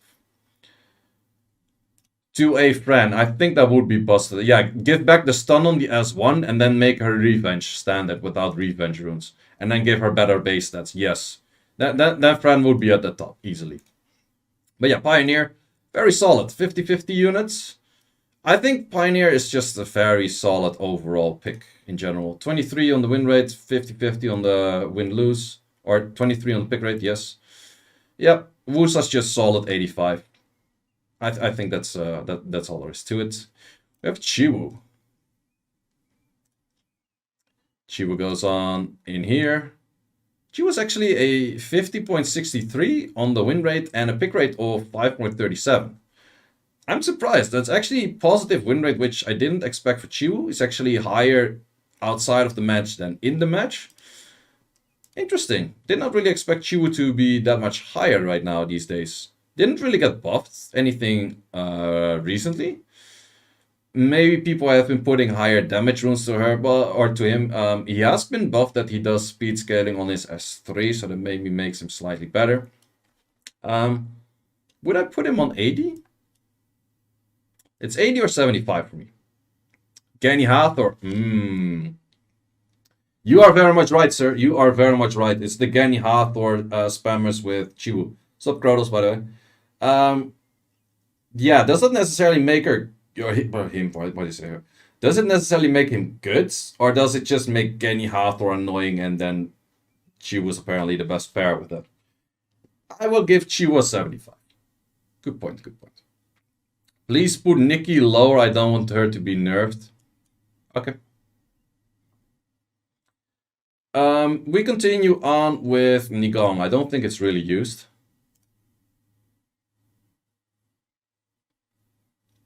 Nigong. Yeah, it's not really used. Even with this win rate, it doesn't count. Not used. Wunsa. Wunsa is used also at close to 50-50 with a 5. That's pretty much the same as Chiwu. Interesting. Well, technically, he's a better Chiwu because of base speed. Doesn't have the lead, but yeah. But -1 for Chiwu. No, I actually feel like Chiwu is definitely better than Clara, in my opinion. 100% better than Clara. But yeah, I feel like it's fine. Like Clara in here, 1 up for Chiwu, 1 up for Wunsa. I feel like that's pretty fair. Should have put Manana in 100 to rescue us. They actually nerfed her, but they nerfed the wrong shit. So they don't nerf RNG factors, they nerf damage. Like same with Oliver. They don't nerf Oliver's annoying factor of cycling 1,000 times. They nerf its damage. Okay, next one. Tessarion. Which one of those units, I think very good, but also probably very overspammed and therefore kind of lowering his win rate. Win rate is a 48.50 on a pick rate of 13.70. It's actually somewhat lower than expected, but a ban rate of 30. Which, in or out of the match, is pretty much the same thing. One of the best, if not the best, Oblivion appliers right now. His win rate is somewhat on the lower side, but I feel like he's just so much of a value unit in the current meta where you have so many Oblivion units that I feel like he's just solid at an 85. Wouldn't put him higher than 85, but I feel like he's very fair in 85. The other units, Elsharion is... I think Elsharion is not really used. We can check out Elsharion real quick. Elsharion is terrible. We have Veramos, however, and Veramos was also buffed again, and then a little bit again. And Veramos is actually at a decent state right now. If they give one more buff to Veramos, he becomes OP, and that is where if he's stunned, he still gets the attack bar up, and he gets all of that kind of good stuff. Because currently he doesn't get an attack bar up if he is stunned for, I don't know what kind of spaghetti code reason. Apparently it's intended, but I think they should... Would it make him too OP that if he's stunned and he cycles turns when he cleanses and that kind of stuff? I feel like it would be fair if he can. But in and out of the match actually doesn't matter for him. That's somewhat surprised because I feel like if he's drafted in the right position, he should be higher of win rate in the match, right?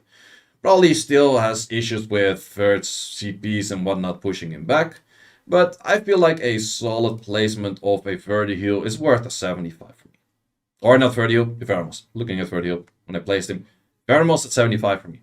Might be somewhat biased, might be a little bit high, but I feel like a Veramos on a 75. It's not because I get counted by him by, for example, having my Gianna Nephthys. It's more that I use him quite some and I like to use him because he's pretty solid to be used. We continue on with the Tiana. Tiana. Not a unit used that much, 2.39 on the pick rate, but a 50.50 or pretty close to 50.50 on the win rate, and a 23 on the ban. That's actually pretty high for the ban, but if she's let through in the match, her win rate is actually a lot less. So she's one of those higher valued units in the drafting. Feels like, oh, I would definitely get stripped or this would happen.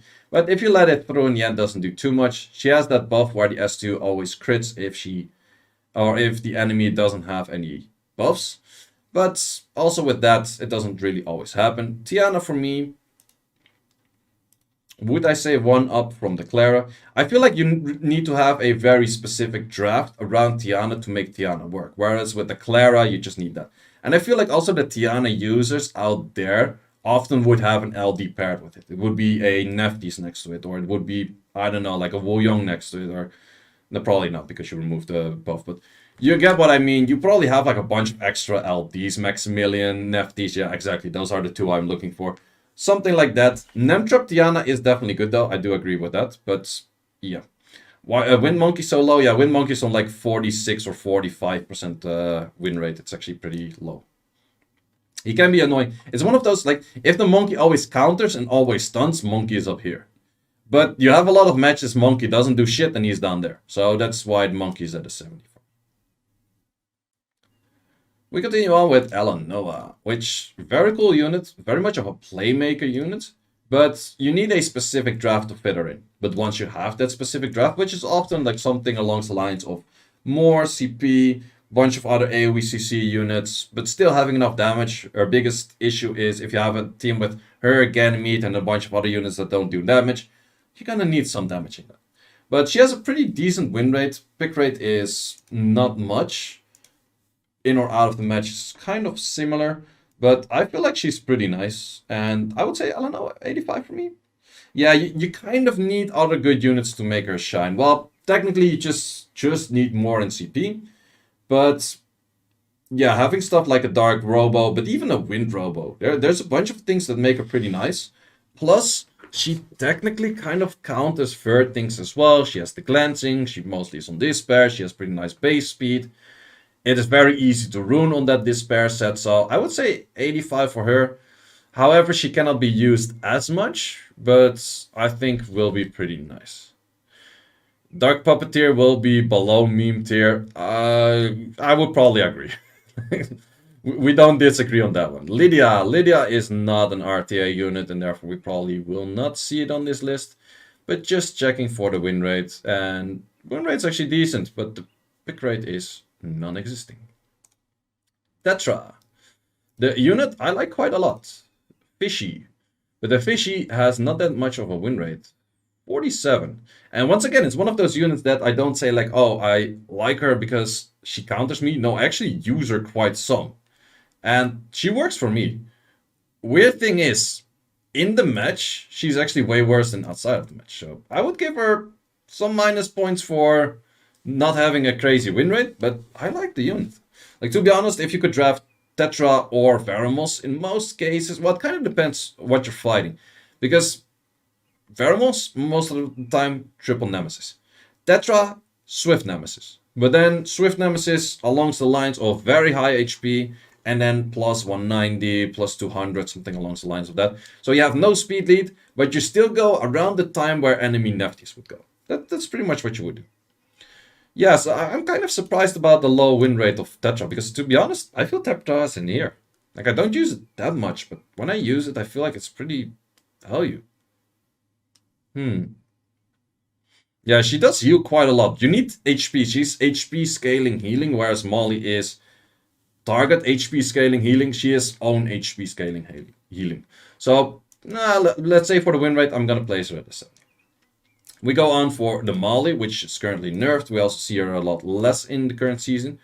Still pretty high on the pick rate, but the win rate is actually one of the lowest we've seen on Molly so far, which is a, well, let's say close to 49, also in and out of the match. It goes a little bit up and down. Pick rate is 6.71, but the big ban, or the big nerf on her was that she doesn't apply the glancing when she's hit herself. So a lot of units actually have the potential to snipe her out. Let's say you have a skill 1 armor break, you do that, and then a skill 2 of something else. You just easily snipe her out. Whereas she used to be like 85s or even higher than that, I would currently say that she sits comfortably at an 80 skill, maybe even still 85. I would say, I actually like her more than units on 80. No, I feel like she's fine on 80. You have a bunch of heavy hitters on 80 as well that are more like rare picks. Her win rate doesn't reflect her being that crazy good right now. So we have that. Then we go on with Poseidon, and this list is still freaking long. We're already an hour and a half in, and this video is so gonna be like 2.5 hours again. Shite!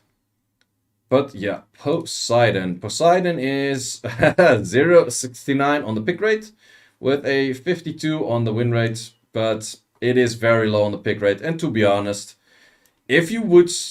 That is Poseidon, right? No, that's Pontus. We need the real Poseidon. The real Poseidon is, in my opinion, just a worse version of a Varad or a... This one. 4-hour video incoming? Nah. But yeah, Poseidon is just a worse version of these two, I would say. Okeanos. Haven't really seen people use it that much after the nerf, which was already 2, 3, 4 seasons ago, maybe even longer than that, where Okeanos actually, the first season after Artifacts, Okeanos was the GOAT, one of the best. And currently, Okeanos is straight up a meme. I've seen some people trying to pick him up last season a little bit again, but yeah, this is pretty terrible. I kind of miss Okeanos as well. He was a pretty fun unit. The S2 was kind of a coin flip thing, but the stuns on the S3 and the additional damage he did was very solid. But yeah, Okeanos not really in the game right now anymore. But for the sake of it, checking his win rate. I'm not gonna play. Am I gonna play him? Nope. Yeah, no. We have a Triton. Triton. 3.3 on the pick rate, 46 on the win rate. That is pretty terrible. In and out of the match, pretty much the same thing. I guess he's also one of those desperation picks like Eshir is like, oh, I'm getting outsped, I want to contest speed. Triton. I think he's mostly picked in those kind of scenarios. I would say Triton gets a 65 for me. Sure, he's still pretty nice in certain situations.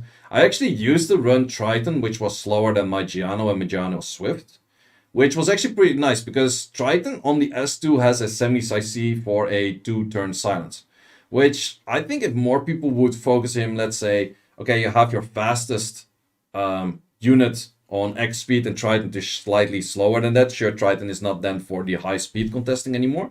But something like that might actually not be bad because you have the backup stripper, which is definitely not bad because we all know how RNG works. You can also miss too, but then you might as well throw your phone in the lake and walk away. But yeah, I feel like he has more potential than a 65. But current state of his win rate, I would give him a 65. Because I would rather see a Clara than a Triton in most matches actually at the moment. Pantas. Pantas is the OP brother of them, well, at least the one that has a lot more win rate. 52 on the win rate, 3.71 on the pick rate. Has also the speed lead. Ban is 22. Better in or out of the match. Better in the draft. Does kind of make sense. At some point he can be kind of a sitting duck, just saying like, oh, I silence everything but immunity. Oh, I buff everything but enemy stripper there. Then he's kind of a sitting duck, but he also has the potential of being a Nem trap. He has the potential of doing so much other stuff. So therefore, I would definitely say Pantas is a very valid, high-value pick. And I would actually say Pants, 87.5, maybe too high. For sure, he will be placed at the 85. And we have come to us USA with a raid. Appreciate it. Hope you had an amazing stream. We're doing the RTA tier list, which is always a very lengthy stream and a lengthy video. And a lot of me talking. So we just finished off with the Sea Emperors. Stella, which is the only assassin that's used. And also, I was the only one using that assassin from what I've noticed in the last tier list. Did I change anything? Nope, we're not going to place that unit in. Bastet, that is a unit that was used to be one of the core units for cleaving. As of recent days, I've seen Bastet more here and there for all kinds of drafts. However, she's not doing too great of a job in it.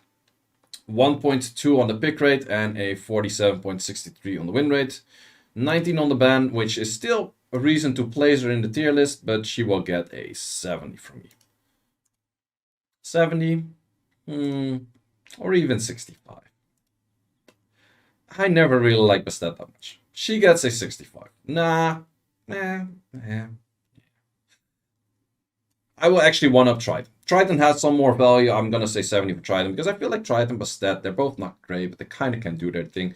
And they're technically better than these two. So I will place both of them at 70. We go on with the next one, which is Sekhmet. I mean the unit that never lands her S3 when you want to. Sekhmet, yes. Actually has a 49.42% win rate. Wow.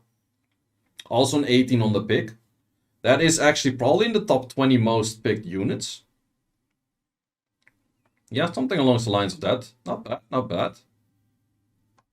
That is pretty interesting. Is she actually better banned or not banned?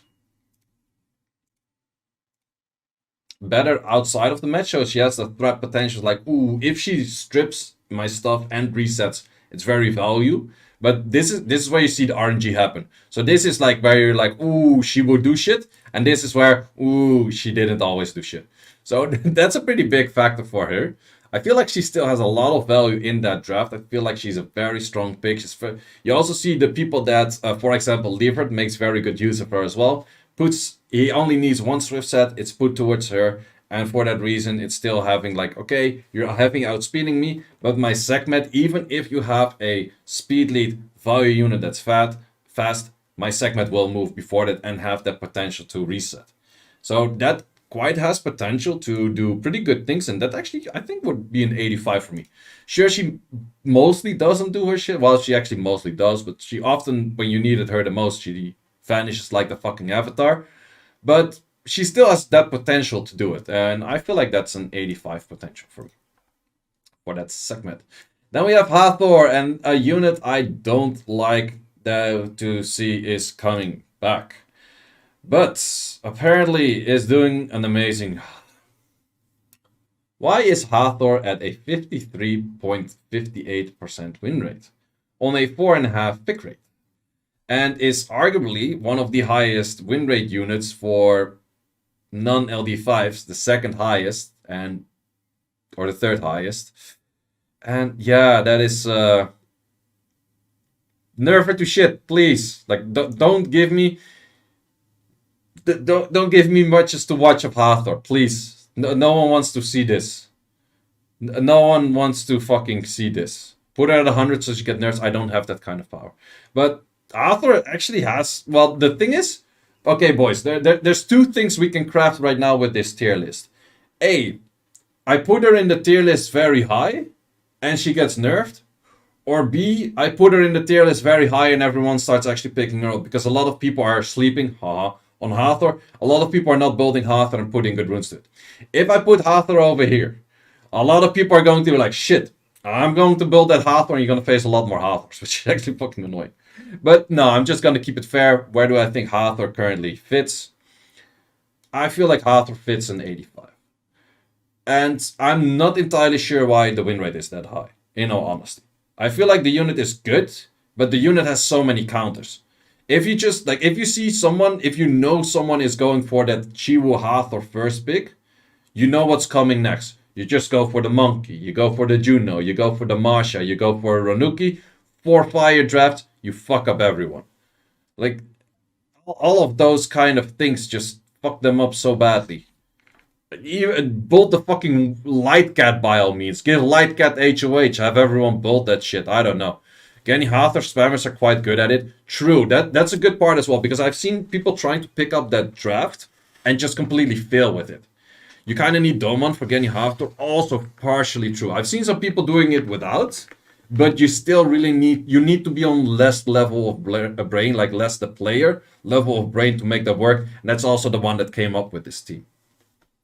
So I'm actually going to put Hathor. Hathor's that specific for me. Sure, it has a crazy win rate. Sure, it has a lot of potential.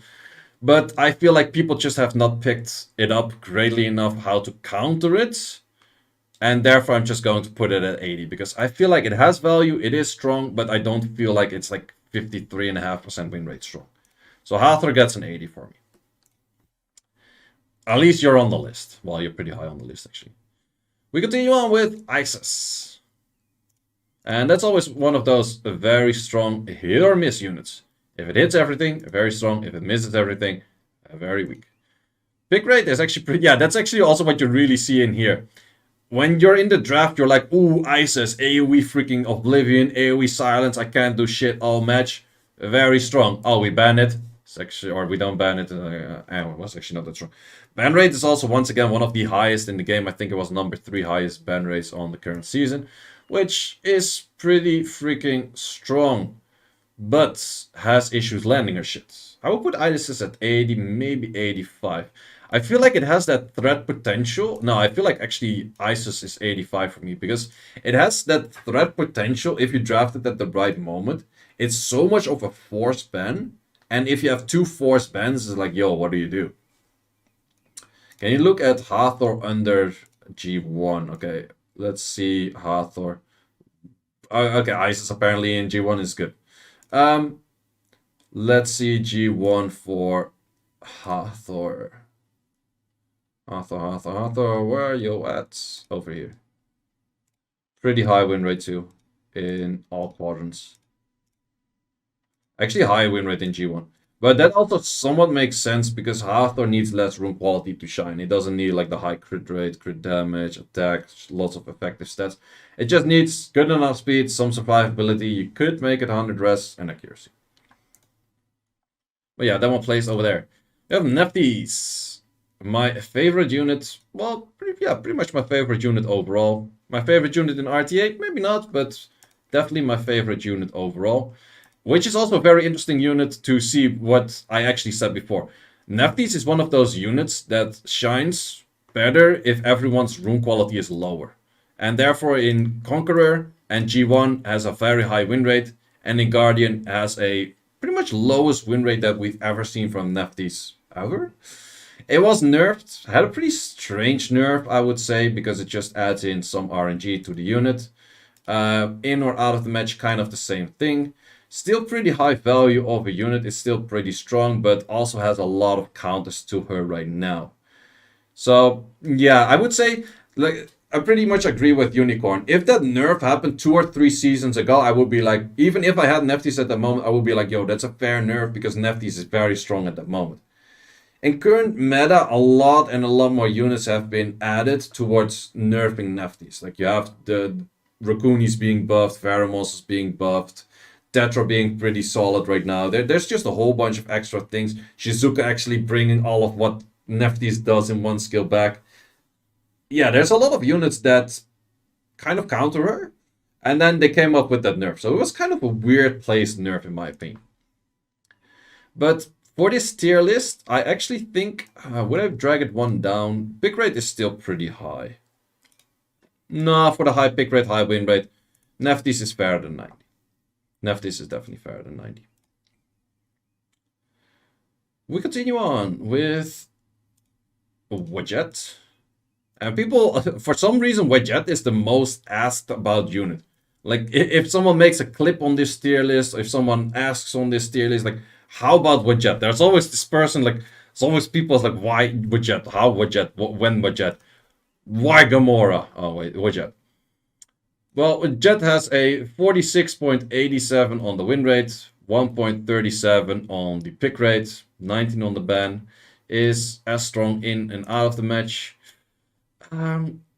Yeah, I don't really like the unit, and I never have, but I guess it has some value, I guess. Check which units are good with Nephthys, though. She's always spammed with other LDs. Kind of true. But she's also still good with other stuff. Nephthys, Wedget is better than Woolyong. Yeah, that's kind of the thing I was aiming for as well. If Woolyong is a 70, Wedget is a 75 for me. Because they're kind of similar-ish in a certain way of like speed buffing and speed leading. But I feel like Wedget's whole kit kind of adds a little bit more to a specific weird draft, whereas with Woolyong you're very focused on like, okay, I need to do some kind of Lucian weird shit.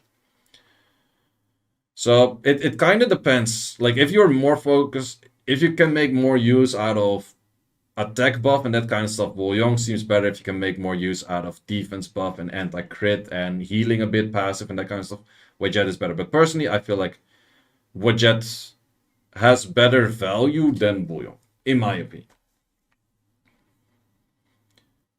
And what?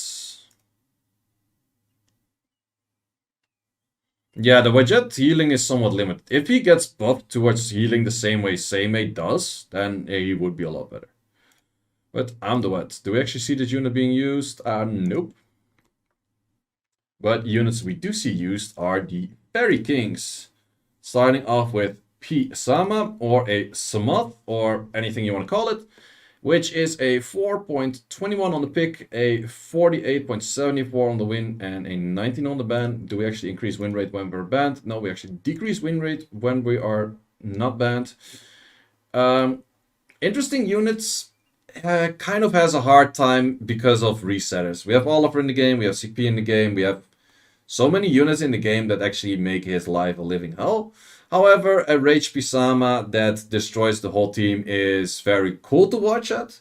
It's very fun to look at, but often doesn't really happen. So, and they have been adding more and more speed leads, even 33 speed leads with higher value for like finesse and that kind of stuff. Where I would say that a Smath or Pisama or whatever you want to call it, kind of lowers in value. Well, win rate is not that bad, pick rate is pretty decent. So he deserves a 75 at least. But I don't think I will go higher than a 75.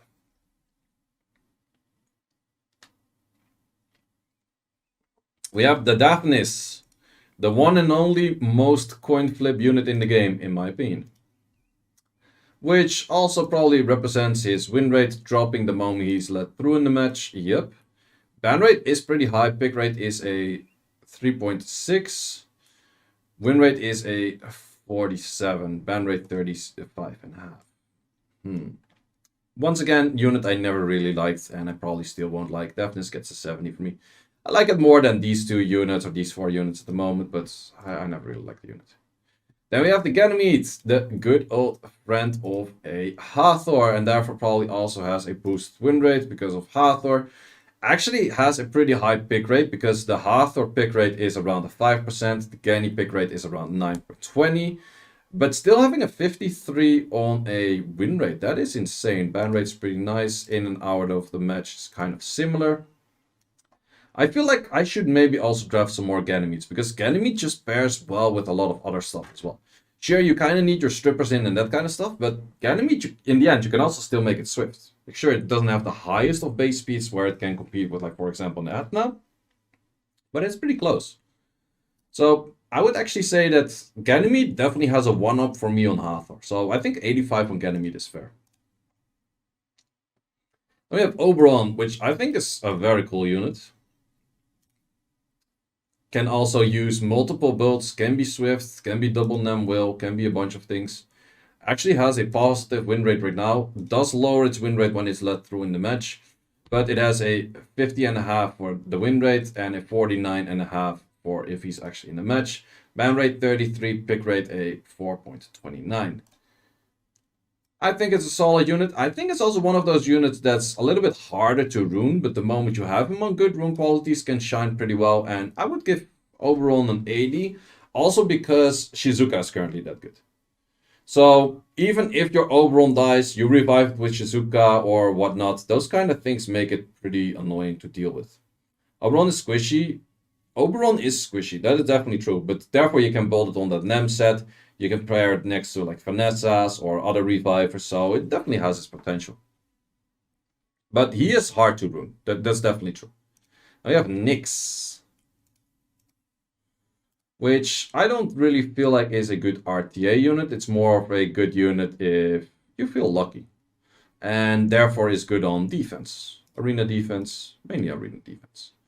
Pick rate is also resembling that fact that he's not that great, so therefore he doesn't have to be placed in because he's lower than 0.5. Then we go on with let's go for the one and only Racuni. Racuni is buffed, and Racuni is actually 26.23 on the pick rate, close to, well, it's 19 on the ban, and a 49.50 on the win, which is pretty good for win rate for Racuni. Very annoying unit. Very good unit. Racuni gets, I think, an 85 from me as well. You even see people first pick Racuni at the moment. That thing is annoying. He's good. He's pretty much, yeah, he's for sure a one-up of Molly. Like, I've seen a lot of people saying, like, and also doing it, which I think is a pretty fair fact. I put my Molly runes on Racuni right now because Racuni is better than Molly. I agree. Also, big factors, Racuni has 105 base. That's pretty nasty. You can actually put lesser bio runes to Racuni and still do very good with it because it still has that speed potential that way. Mo Long It strips, it stuns, and it kills your whole team, but it actually doesn't do anything. The wise words from a one come to his employee once before. The unit is currently no longer as good for stripping, stunning, and killing your whole team. But still a very strong unit. We're looking at a 10% on the pick rate, 47 on the win, and a 16 on the ban. Win rate is somewhat lower than I expected, actually, because it still has that strong snipe potential. But it also, I think, maybe is used against trying to snipe like Manons and that kind of stuff. Maybe it's worse. Maybe it's also harder to snipe out. Like, it's good against sniping mollies and that kind of stuff normally, so therefore it has less value of what he used to do before. I would still give him an 80, because I feel like Molong still definitely has value in current meta.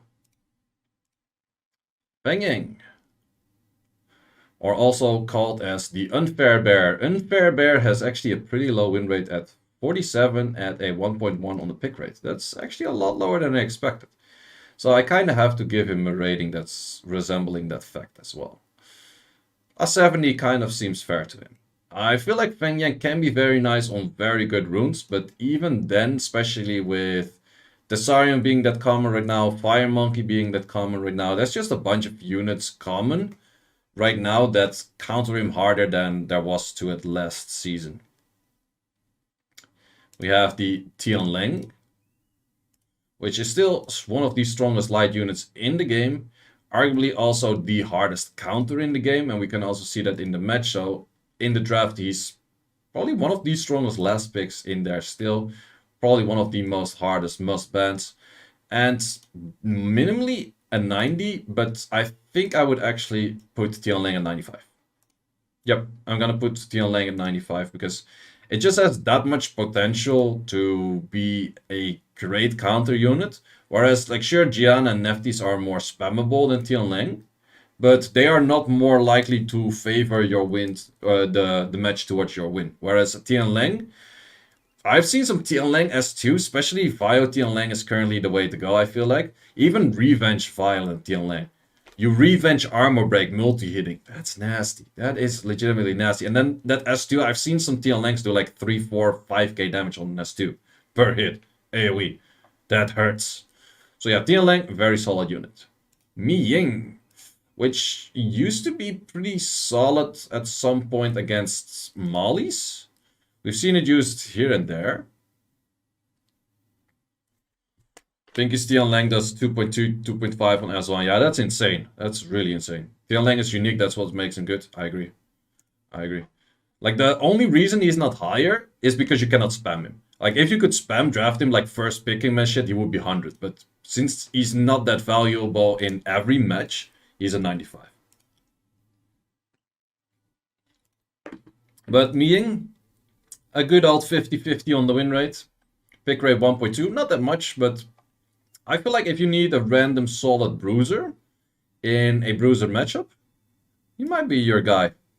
So once again, armor breaks pretty nice. I feel like Mi Ying is an 80 too high for him?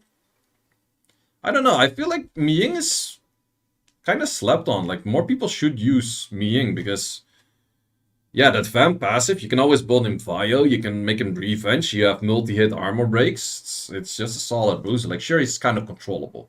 That's the only issue, but I feel like he has value. But his pick rate is that low that I'm going to value him over here. 75. We have, wait, Amelia. Is Amelia ever used? I had one draft where Amelia was my 5th most picked unit. And that was the meta back in late 2018. Was it late 2018? No, actually late 2019.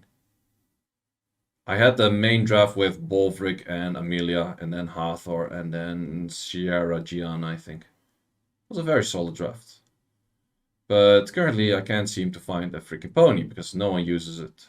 Well, it actually makes sense. I don't even have to look for it. I'm pretty sure no one used it. Helena, however. Helena is actually a unit I've been seeing people use more and more, and to a certain extent it kind of works. It's also kind of a Leo counter.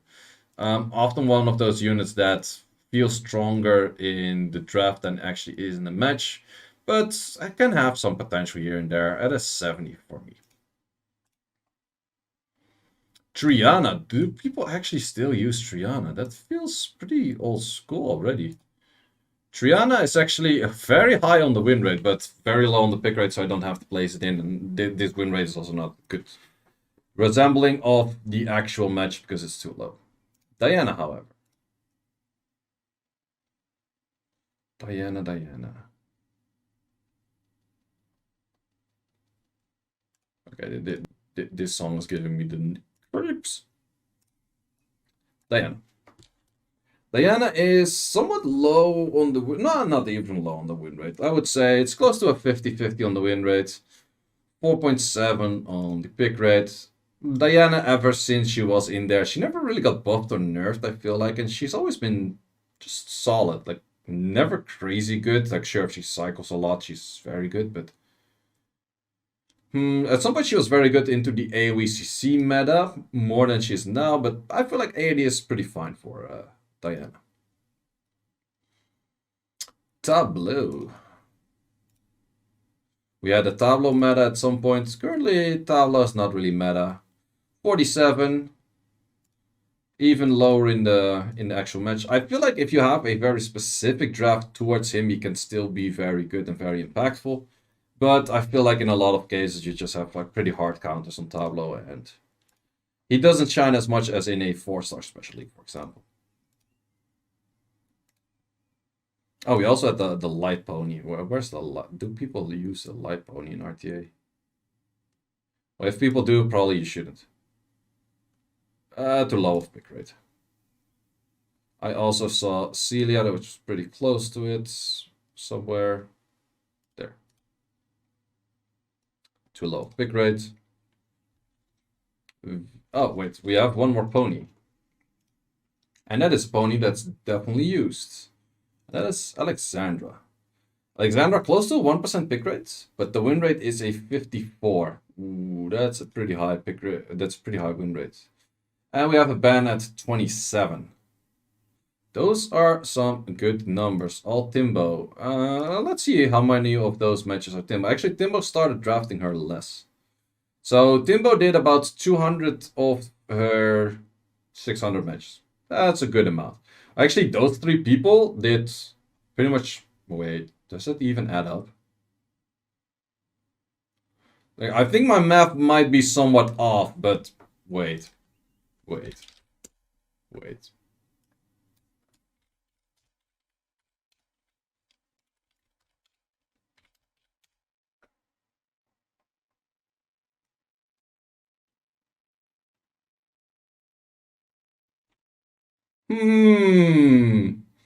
Doctor Strange. Okay. I'm not sure which one was wrong or right, but there is something off with that part. Either how. Very solid unit. What was the win rate at? 54. Close to 54. I would give 85 at least. Wouldn't spam it. Maybe go into yeah. I feel like she's a good last pick. A very solid last pick. I feel like she's kind of on Asima level. Like the moment she's led through in a specific draft where she can just easily simply fuck up people, she will fuck up people. So yeah, let's go for that. Viva Chill. Oh man, this video is... Wait, last time I did 2 hours 30. I'm not even gonna make 2 hours 30 this time. Holy shit, there's still so much to... I'm talking too much. Viva Chill. Viva Chill is 49 on the win rate, 7.5 on the pick rate, 22 on the ban rate. That's pretty... Yeah, she's buffed with the... What's it called? I think she got the Speedly buff at some point. I feel like she has potential. Not even necessarily with the Leo or Ragdoll kind of comps. I think she has potential even without that. But it's still somewhat that you kind of have to draft a specific comp around. She does always have that factor where her S3 can be deadly at any given moment. So I do give her value for that on a 75. Then we have the Paladins, which can be very annoying. And the first Paladin we have is Josephine, also the most annoying one. 12 on the pick rate, 49.5 on the win rate, 22 on the ban rate, is actually as strong in the matches outside of the match. Pretty solid unit. Issue she has is that her S1 is an 80% stun and then also an 85 on the check with the accuracy resistance if you are max on your accuracy in that case.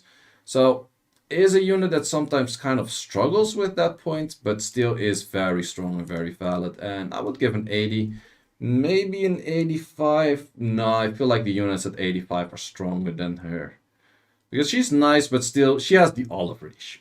And the Oliver issue is just that Oliver fucks you up.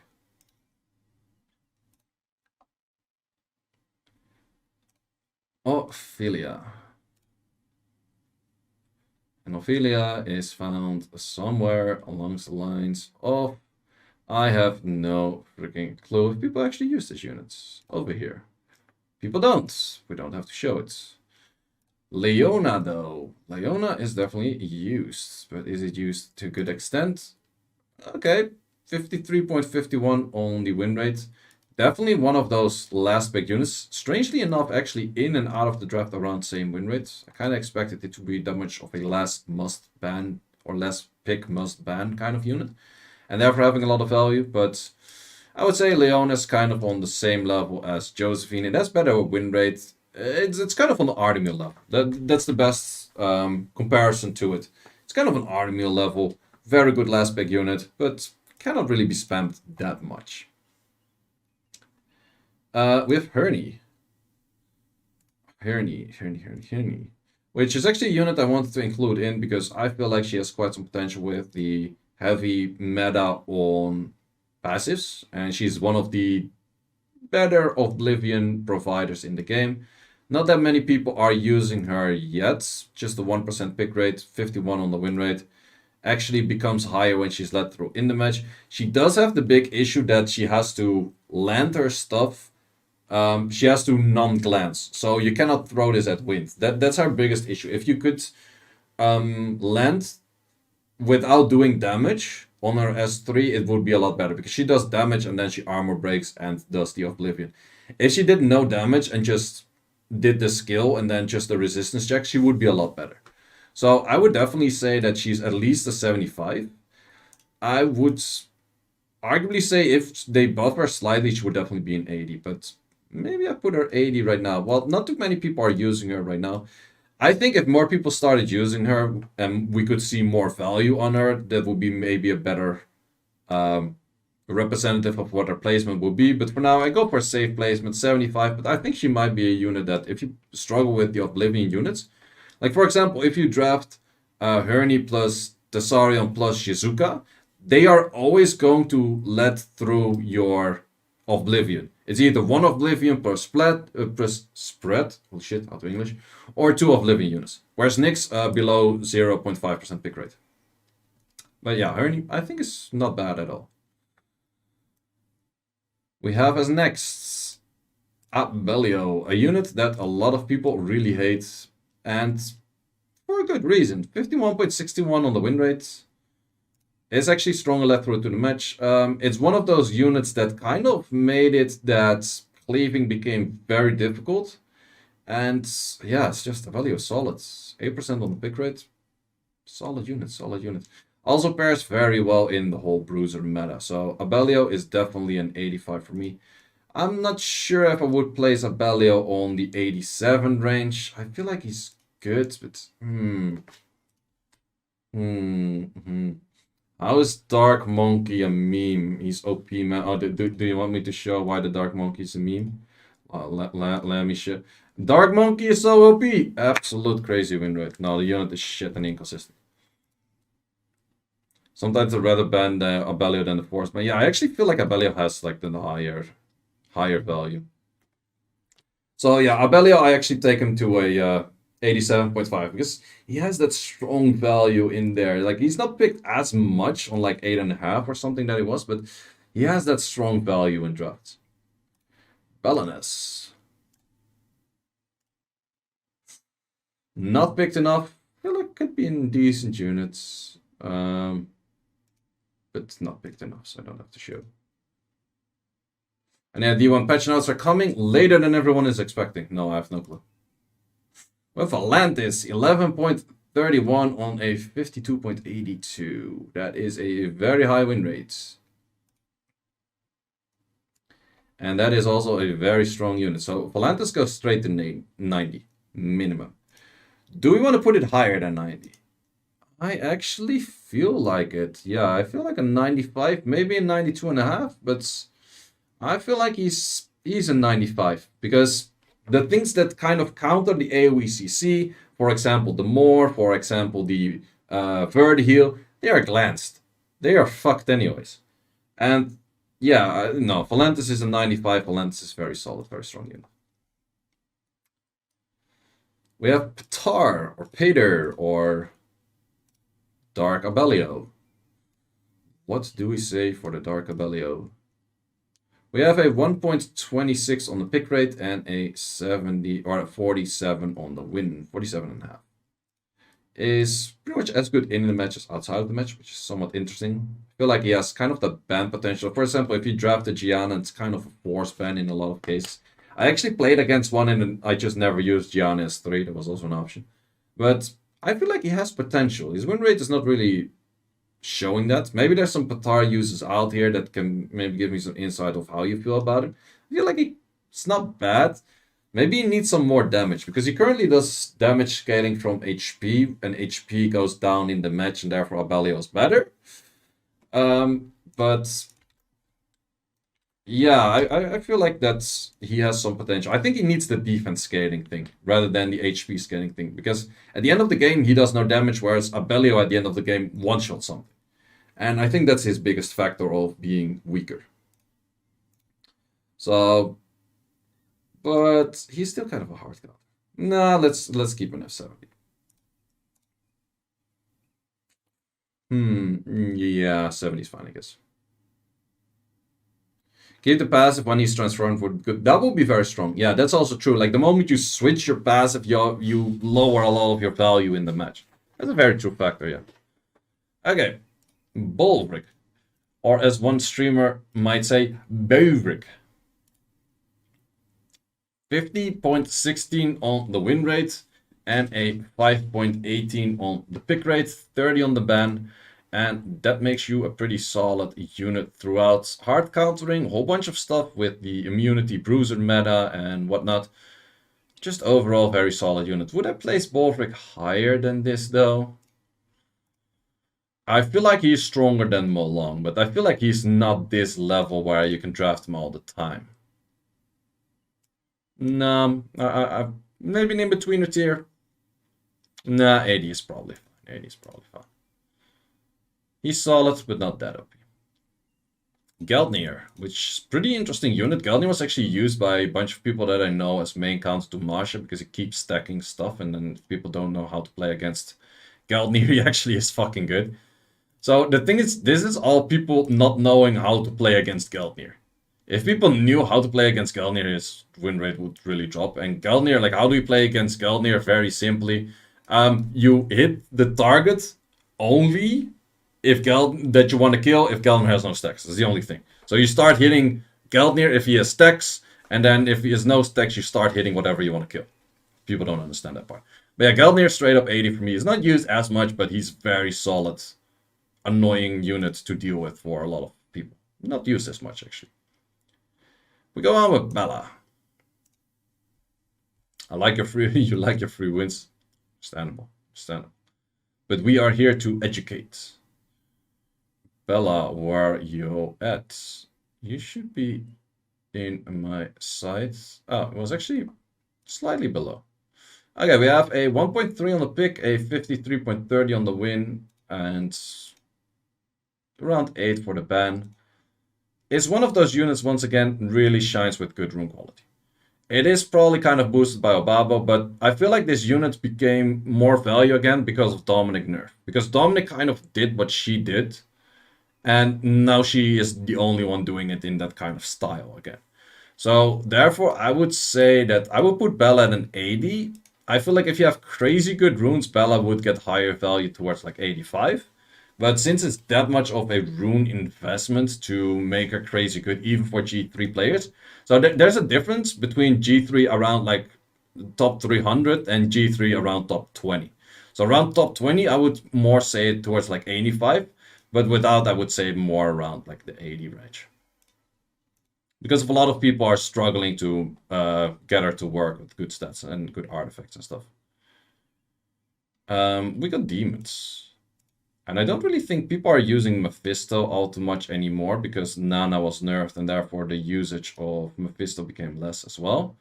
Still being used for half a percentage with a decent win rates. But he's actually stronger inside the match than... or wait, outside, like in the draft phase, he becomes like a must ban. His ban rate is pretty high. But yeah, it's just a hard counter on Nana and that's about it. He gets a 70 from me on that one because... it's just a hard counter, good in the ban phase, but then you let it through, it actually does fucking nothing. Because it doesn't just counter it, it also first has to kill something, or someone has to kill something. Dark Demon, however, one of the cooler units, and also one of the units we're gonna get skin off, well, all of the demons of course, but very cool unit and a very good win rate. And the moment it's actually let through in the match, it's a lot more dangerous than people expected. Holy shit. 54.20 on the win rate, 2.40 on the pick rate. That is a pretty high, strong unit. That's straight up 85 for me. Maybe even more than 85, because the ban rate is close to 40. And the moment he's not banned, like the moment you draft good with this unit, it's a good last pick. It's actually very solid last pick. I'm gonna put the demon over here. I kind of like that.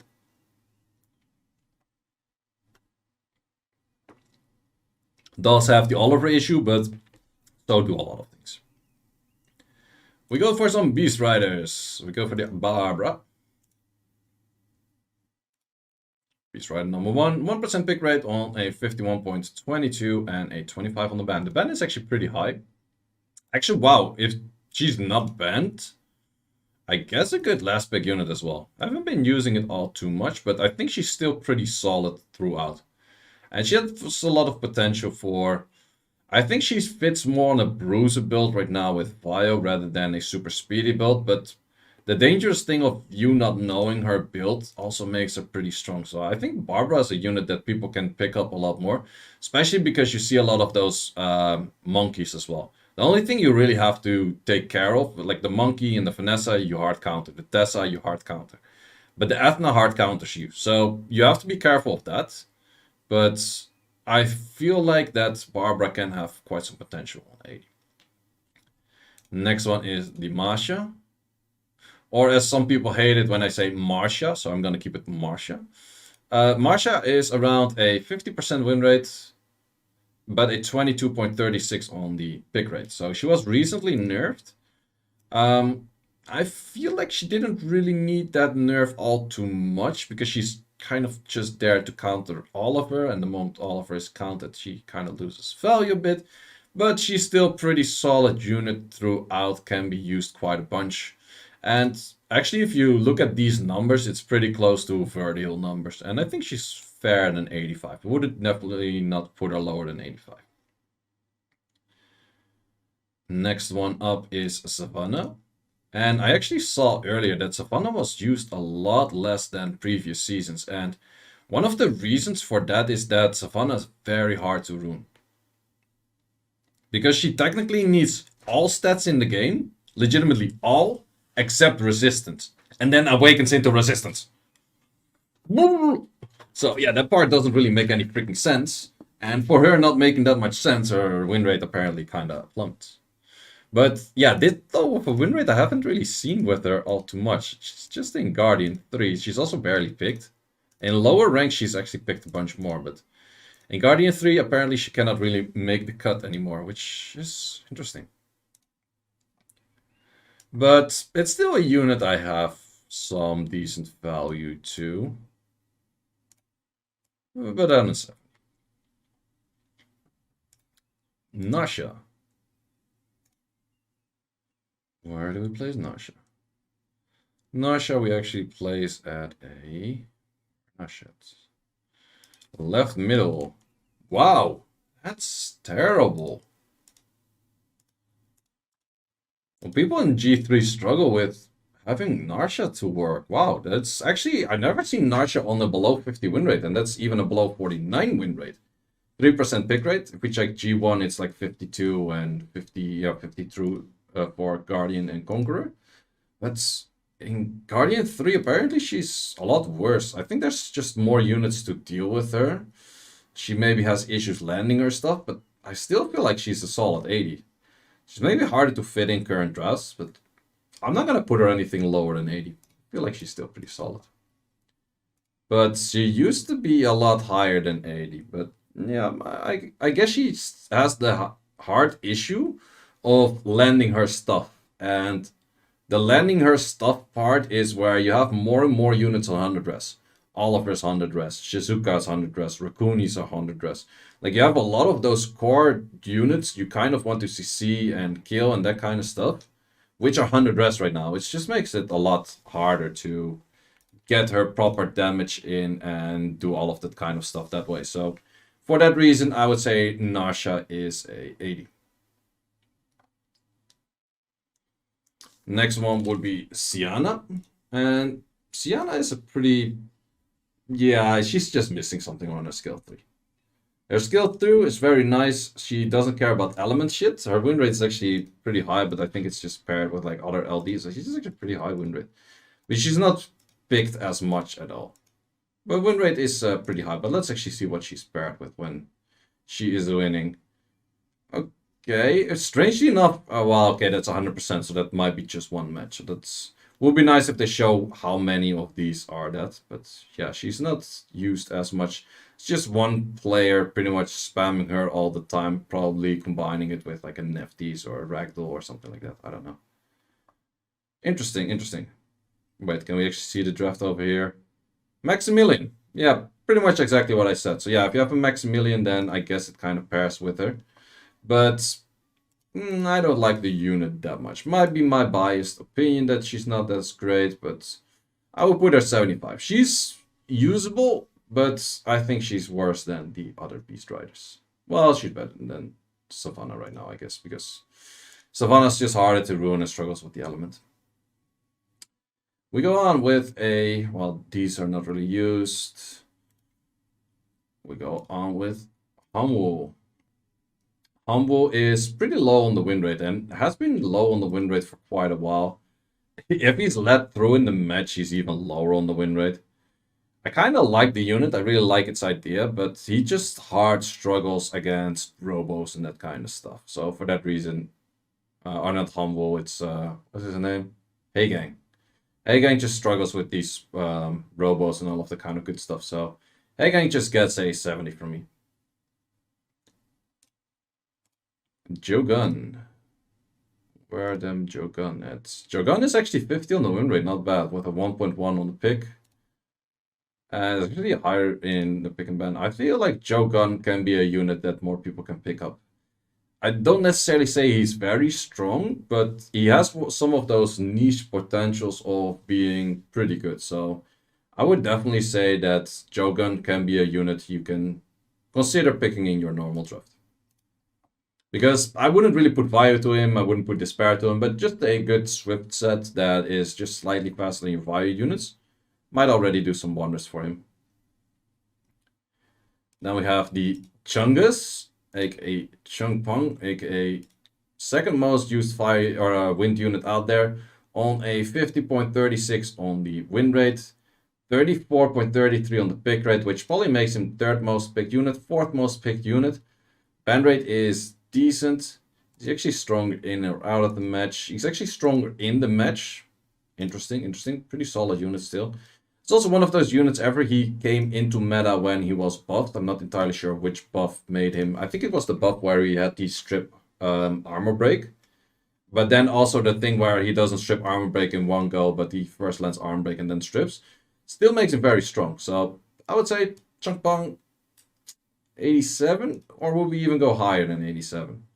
Because he is picked that much, but from all of the units that is picked that much, he actually has the higher win rate. So I actually arguably would say Chungpong is a 90 for me. Yeah, Chungpong is a 90 for me.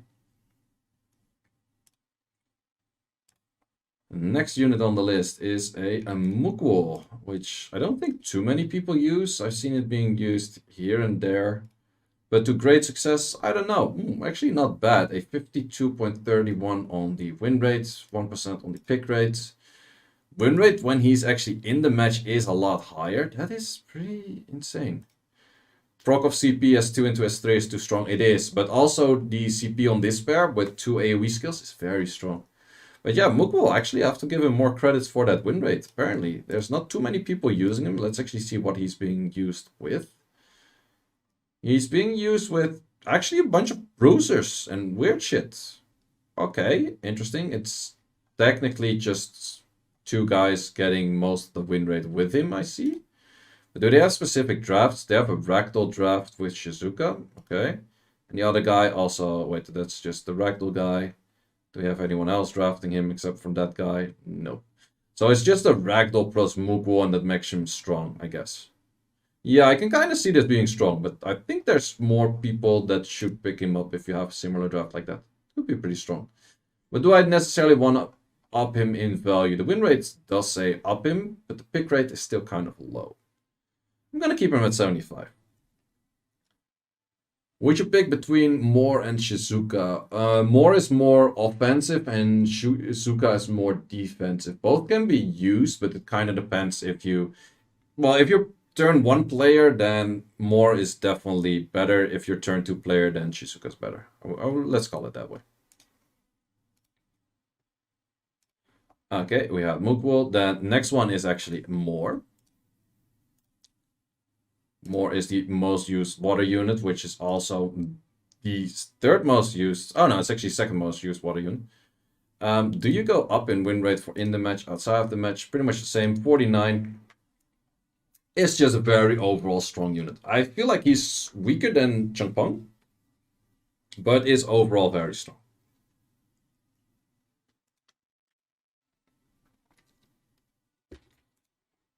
Next unit, Douglas. A unit that I really like, but a unit that I see struggle a lot more recently. Actually has not too bad of a win rate, 49. But in the match, he has a 46.86. So that's one of those units you can see that the moment he's not banned, people can actually mostly deal with him. But he does have the highest ban rate of all of the units. So he does get value for that. But he gets value for that at an 80 for me. Solid units, but often when you expect him to solo the whole shit, he is like, don't really feel like it today. I might as well just die and go to sleep. Van Cleef. Not really a unit I see all too much either. Used to see it more, I think. Well, no, I'm actually never really seen it too much. Yeah, let's not talk about Van Cleef. We might make some people cry. Shit, that's fucking low. Holy fuck. Let's go for Bayonetta or Ken. Is that unit actually used as much? It's over here. 0.14. That's a lot lower than I expected. I did use it last year as WC. Was it last year as WC? Yeah, I think I used it last year as WC as a Leo counter. It worked out pretty well, but currently it's not really a thing anymore. I also don't like it. Is mine still ruined? No, I don't think so. I had different Leo counts right now. Carnal, however. Carnal is 11 on the pick rate, on a 51.5 on the win rate, which is pretty high, and then 9.99 on the ban. Not too bad, not too bad. Actually goes up in the win rate, which is a 52. Tier list still up. Yeah, we are already 2 hours 18 in, but the tier list just always takes long. That's why I don't really want to invite people to make the tier list with me, because it just takes this long. But yeah, Carnal is at 85. Maybe, do we want to put Carnal higher? Because the win rate is, the moment he's in the match, 52. Yeah, I feel like he actually has the potential to be to 87.5. Yep. Carnal stays over there. It's a very solid unit. I also seen some people first picking Carnal. Oh, we don't represent that any. No, it's actually people don't first pick Carnal. People first pick Shizuka and then go Carnal. So it's never Carnal. But yeah, itchy news. It's never Cardinal first pick, but it's always Shizuka pairing with the Cardinal first pick. Cigar. Cigar goes, ooh, wow. Close to 52 on the win rate as well. 51.5. 4% on the pick rate. 17.5 on the ban. The unit I never really picked up myself, but it's one of those units that I always feel like, maybe I should actually pick it up because it's not as bad as I think. So with those rates, I definitely have to put you at 85. Personally, I would maybe vote it at like an 80-ish, but with those rates, I would say like 85 feels fair. However, nah, the units that are around him are lesser often picked, or more often picked, but lower on win rate. So I think it's fair. Craig. Unit I've seen from time to time, but people don't really... It's kind of having a few issues. Low base speed, killing your own units, being better in arena offense, still having low base speed. Craig just gets a 70 from me. Gurkha. Wait, I saw someone use Gurkha in a way... Oh yeah, I think I saw Gurkha used together with Mukwool. Or no, wait, Gurkha together with Seimei. Then it's like, okay, yeah, that's the old Gurkha. Ifrit has both Gurkha and Seimei. Why does the man only pull turn 2 LDs? That's just insane. But Gurkha is no longer as good, like by all means, it's no longer as good. But if you pair it with a Seimei, it's back in the old days. It's legit back in the old days. It's the same old nonsense. But yeah, he's too low pick rate to even put on the list. Lulu, is that something that people actually use in RTA? I don't think so. Technically, you could do it. 001. People don't. And I probably recommend you not to. Shizuka, now we finally have the most picked water unit, which is pretty close to the most picked unit in general. On a pretty good win rate, 50.23. That's, I would say, balanced. Thanos would like it. But a very strong unit. Also has the first pick potential. Actually, wait, why do all of the units... Okay, it just doesn't show any first pick that way. Yeah, Cardinal does have some first pick, yeah. So it's the second most first pick unit in the game. So she's going to get a 90 from me for that. Still a unit that I don't struggle that much with. I don't have that great success with, but I see a lot of people have good success with it. So it's just a high value unit in that sense. Next one is the Tomo or Tomoe or whatever you want to call it. Is a 4.55 on the pick, a 48.33 on the win, 11.11 on the ban. Pretty solid units throughout, but has the issues where she glances or just doesn't land her stuff. So for that reason, the speed lead and everything makes her solid, but she kind of has her flaws. Is she technically a better speed lead than Sierra? Yes, I would say so. Sure, I think she fits in the 85 range because she's more dependent on what she's paired with. She also needs pretty decent roam quality of being fast on the spare. Could make a vial, but she needs to be fast either how. And yeah, I think she is good, but she has some of those flaws in there. Next one up is Gia. And Gia is actually one of those units that... yeah, it's very much a hit or miss. It is insanely OP if you despair everything. It's incredibly weak if you don't. And that also represents her win rate. 45% win rate, 45.5. It even lowers if she's actually let through in the match. And then on a 10% pick rate. So she's actually picked a lot. And she has the lowest win rate of all of the units on the list that are over 1% pick rate. That is pretty terrible. She is still having some value, for example, on countering Oliver and that kind of stuff. I feel like she does it, but she does it in a bad job. So maybe people are also over spamming her because 10% pick rate is pretty high. I feel like if people would pick her less spammed, she would be better. But I feel like 75 is fine, but I don't like the unit. Like I'm totally fine with her having a low win rate by all means. Then we have Seimei. Seimei is pretty interesting unit, very nice with other bruises in there. If you have, for example, Ragdoll to boost up your stuff and whatnot. She is better if she's led through. It's also one of those units that's definitely a 5th pick. You can use her to counter 3-turn immunities kind of things from Busa and whatnot, but I feel like she can do that, but not always as great. But I feel like she's kind of on Veramo's level, but then better. That's kind of how I would use her. So I feel like she's pretty solid, but she's not like overly OP or anything. But the moment she is supposed to be banned, you definitely have to ban her, because otherwise you're going to lose that match.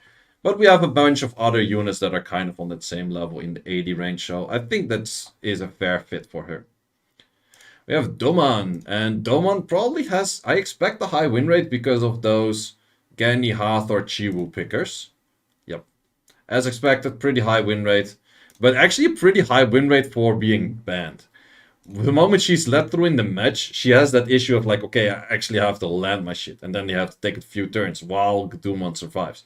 So it's one of those very deadly units in the drafts. Also has one of the higher ban rates in the game. If we check, I think she's top 5 of highest ban rate units. So that already highly ups her value in the draft. But for that reason, we cannot say that she's super OP. So I would say 80, maybe 8. I actually give her 85. Because even if she's in the match where her win rate is lowered, she still has a win rate that is over 50. So I would say 85 in Doman.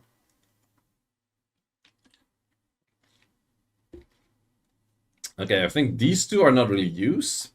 So we go straight into Kinky, because the tier list is already pretty lengthy, at least the video. We go Kinky, which is top left. Kinky is close to 8% on the pick, 51 on the win, 13.5 on the ban. That is pretty nice. It actually goes up in win rate the moment he's led through in the match. Kinky is one of those good last picks as well. It's also one of the core picks of Livert, which really likes the turn 2 kind of stuff. I would say Kinky is not undealable with. Well, actually for the win rates, if we would look straightly at win rates and pick rates, he would be at a higher value than 80. But I think he kind of deserves the 80 for me. He's nice, but he's not undealable with. And it's still kind of similar as a bunch of these other units. He just has a higher pick rate because more people have him than the other LD counterparts that kind of do something similar. We continue on with Onmyouji. The unit... Funny story. I made last season's tier list, right? I placed the Onmyouji over here. I had a few people messaging me and also saying it in the comments. If Onmyouji gets nerfed because of this tier list, I am going to quit. I replied, I do not contain that kind of power. I still am very certain and very sure that I do not contain that kind of power. But Onmyouji was nerfed. And these people were like, I'm out. It's not my fault. By all means, if I had that kind of power, I did it to my own unit. But okay, by all means. Onmyouji, for arena offense, where people used to use him, he's kind of good. For siege defense, where people used to use him, he's still pretty decent. For RTA, where people said like, oh, he's treated like a Gurkha. Well, we can compare this to Gurkha win rates and pick rates, where Gurkha is like 0, 25, and then 43. And this thing is still close to 6 and a 51 on the win rate. This unit by all means is still not bad. I would say it's arguably pretty good. But he's currently at like 90 good. He's no longer at 100 good. But I would still say Onmyouji is a very solid LD5. And I feel like the nerf they did was valid on him. But he's still very strong. He's hard to kill. You can pair him with a lot of stuff. Plus, he has that Paladin Vampire. And he gonna go S1, S2. And S1, S2 still kills the living shit out of your units. But he's no longer as strong. We continue on with a Nana. Not a unit that used to be insanely strong, but has been downtuned, and then downtuned, and then downtuned, and then even downtuned to be slightly under 50. Which is a nice win rate. Pick rate is still around 9. 9% is a good pick rate. Solid unit. Mainly paired with some LD bruisers, however, but I feel like that is still a pretty solid unit. 85 for Nana for me still.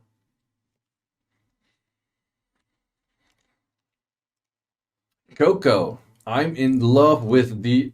You can fill it in. Where is that unit at? Bottom right. Close to 0.5% pick rate, and the only place where people use this is actually Leo count. And I feel like it's actually one of the more solid Leo counts out there, so therefore I want to place Coco at 75. We have Kinky. No, wait, not Kinky. Kiki. Kiki, one of the better LD units for siege defense, however, not one of the better units for RTA. But still, I think a somewhat solid last pick, but a 75 last pick, my best. Miles. Very solid water units. Actually, win rate not crazy good, 48.5. But pick rate close to 24. And I feel like that he's very good with the Racuni combined. So you see some people actually first picking Racuni Miles, which is getting somewhat common. And therefore Miles still solid 85 for me. John. I've seen some more people picking up John as bomber here and there, and actually has a pretty decent win rate, 51.5. So he's kind of Rika level style of doing things. He can fuck up your team when he's in the right draft at the right moment. And yeah, that's definitely a unit that if you don't have a Rika, you can pick up a John. Or if you're fighting units that are more water heavy, no cleanser still, John can be your answer. And therefore John gets an 80 for me. We have the one and only unit everyone loves to hate and hates to love or anything like that. We got Oliver. Oliver is still on a 60.83 on the pick rate. That's insane. That is legitimately insane. Win rate actually did drop quite a bit. It used to be like 51 plus. It's a little bit above 50 still, but Oliver is still 95. There's absolutely no doubt. Oliver is 95. I wouldn't say that Oliver is higher than 95, but Oliver is definitely still 95. It's just, he's by far the best non-LD unit in the game. But I feel like he's not on Nikki level. I feel like Nikki is more disgusting.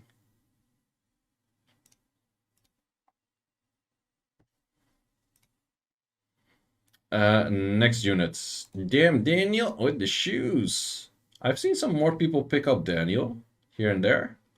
He's not bad, actually. He does do a lot of damage. He's also one of those last picks. Yeah, this is actually an insane fucking win rate. You need a very specific draft for Daniel to be good. But if you have that very specific draft where he is good, he does deadly things. And he doesn't even need crazy good rune quality. And actually in all ranks, he has a crazy insane win rate. So I would like to see more people pick up Daniel because apparently he does some magic. And his damage is a lot. Even if you drain like half of the attack bar, you still do good amount of damage on him. So not a bad unit. That's actually a unit I undervalued in previous tier list, I would say. Because he wasn't really buffed that much. We had, or he was buffed, but I don't remember exactly what. Jackson. Pretty good counter pick units. We don't see it all too much, but the moment he fits as a counter pick, he is a same A level of counter pick, pretty much. Same A level? No, actually he has higher win rate, but I would... Yeah, he's the same A level of counter pick. I think there's a lot of good counter picks, must bans in tier A, in the 80 tier. It's actually kind of funny, like all of these units kind of have the same role and same level of how good they do it, in my opinion. Because a lot of these are these last pick units, insanely strong. Next one would be a Robo, and then the Robo that is of Fire Element. Fire Element is a 0.5% pick rate, but 52.5 on the win rate. That is pretty nice.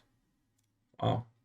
Good counter pick against additional turns, so it's good against the Gianna, Sierra, fire procs in general. So if the enemy is very lucky, you can just go Robo. We don't see him used all too much, but I would say Robo is still pretty solid. Mainly Bolt and Despair, 75. Good unit. You are watching G1? I am watching G1. That's a fair point. But still, that doesn't change jack shit for the Robo. Still high win rate. A good point, good point. Then we have the Robo G29 or something like that. AKA Wind Robo. 49.5 win rates, 18 on the pick rate, 26 on the ban. That's a pretty high ban rate, actually. Very strong unit. Very annoying unit. Is hard counted by Vert, is hard counted by a bunch of other things. Would he deserve a 90? I don't think so, but he's at least an 87.5. So we have a 4-star unit at 87.5 and a 3-star unit at 85. I feel the Robo fits fine over there. Next up, we have the Dark Robo, and it's always kind of the question, is the light or the Wind Robo better or the Dark Robo better? Well, they're technically different. You can also kind of build them differently. But I would say that they're same, but different, but still the same rank. And therefore also Dark Robo gets an 87.5 for me. Because, yeah, he's just lesser used, and I don't think he's lesser used because less people have him, but he's somewhat lesser fitting sometimes. Because this one, you need follow up to do stuff. With the Wind Robo, you don't necessarily need follow-up. He is the follow-up. So, for that same but different, but the same rank. We have Nora, which I haven't seen used in RTA all too much in quite a while, actually. But we used to see her being used more, but I don't think we will see her with a high pick rate today. She was used on like a triple revenge build and that kind of stuff. Can work kind of here and there, but yes, 0.13 on the pick rate. It's not really that much. Riley though, Riley is probably used because, well, free-to-play units. Pairs pretty well with Ragdoll and that kind of stuff. Actually, 8.5% pick rate, 48.5 on the win rate. Goes up when it's in the match. Not bad, not bad. I would say, yeah, I would give Riley an 80. I don't really like the unit all too much. It does have some in there here hard counters, but 80 seems about fine for that unit. And next up we have, I don't think Maya and that kind of stuff. Well, Maya actually might be used because Maya was buffed and Maya actually has an annoying buff. Where some people said like, oh, she's gonna become the new Gurkha. I haven't checked her win rate since. So that is something that we're going to find out as of this moment. If we can actually find this unit. Where the hell is that unit at? I always, for some reason, struggle finding these units. Right. Not the new Gurkha. That was a very low pick rate and win rate. Next up, we have Carlos. Carlos is pretty cool unit. Was mainly there to counter Nanas. We don't see Nanas as much anymore. But it has a very high win rate. 53 on the win rate. That's actually very good. What do you mainly counter, sir? Pick rate, however, is just 1.3. That's not too much. Hard count is Antares. Well, that's fun. Well, not surprised that it hard counts the Nana. Hard count is mainly bruiser-ish kind of units. And then... okay, interesting. Not bad. Higher win rate than I expected. So I'm going to place you... am I going to place you 80? Yeah, I feel like you fit 80 better than 75. We go for Dominic. And that's the unit that a lot of people, including me, unfortunately, de-ruined kind of. Used to be very cool, but actually still has a 50-50 win rate. So Thanos would be very happy with that one. 3% on the pick rate, but I feel like I would put him one level down. Like, I feel like he's decent-ish, but he's not as good as a Bella or like that kind of stuff. Sadly to see, because Dominic was a very cool unit. Afterwards, we have the Maximilian, which is definitely still a cool unit. And whoa! Are you kidding me? Wow, I did not expect that. Maximilian has that much more of a win rate than Nefties? Is this one of the highest win rates of all units? Wow. Oh, imagine those two pairing together. That's one nasty. I don't know anyone that has those two, but it probably exists. Maximilian, wow. The thing that I always felt like for Maximilian being worse, he doesn't have a heal block on the S3. But he does have the buff block and a steal and heal block on S1. That's a lot higher than I expected. I think you need the very specific units to make him work. But if I didn't look at the numbers, I would have probably said like, 85-ish or so. Like, where did I place Neftis there? He's definitely... Yeah, I feel like he's at least... Interesting. Let's see what he pairs up with best. Yeah, Nikki, not surprised. A lot of AoE CC kind of stuff, but... Yeah, I would say 90. Would I place him higher than 90? I feel like you need that much of a specific draft with him that if someone knows that you're spamming Maximilian, your draft becomes worse. And I don't think, like, I'm not going to put him not higher because people don't want him nerfed. I'm going to put him not higher because I feel like that if people know that you're using Maximilian, your whole draft becomes very specific. And therefore, in high G3, where people know each other, you will do worse with it. And also in tournament play, for example, you will do worse with the Maximilian. So therefore, I would say Maximilian is fairer than 90. It's SWORD, as they call it. m.swranking.com. Next one, we have a bunch of those cats, and none of these cats were used in RTA. Check before. Minato. I think Minato is used here and there. Not too much. Did you put Gyu in already? I put Gyu in at... I did put Gyu in. Where did I... Oh, I put Gyu in near 75. Minato is not used. Ren...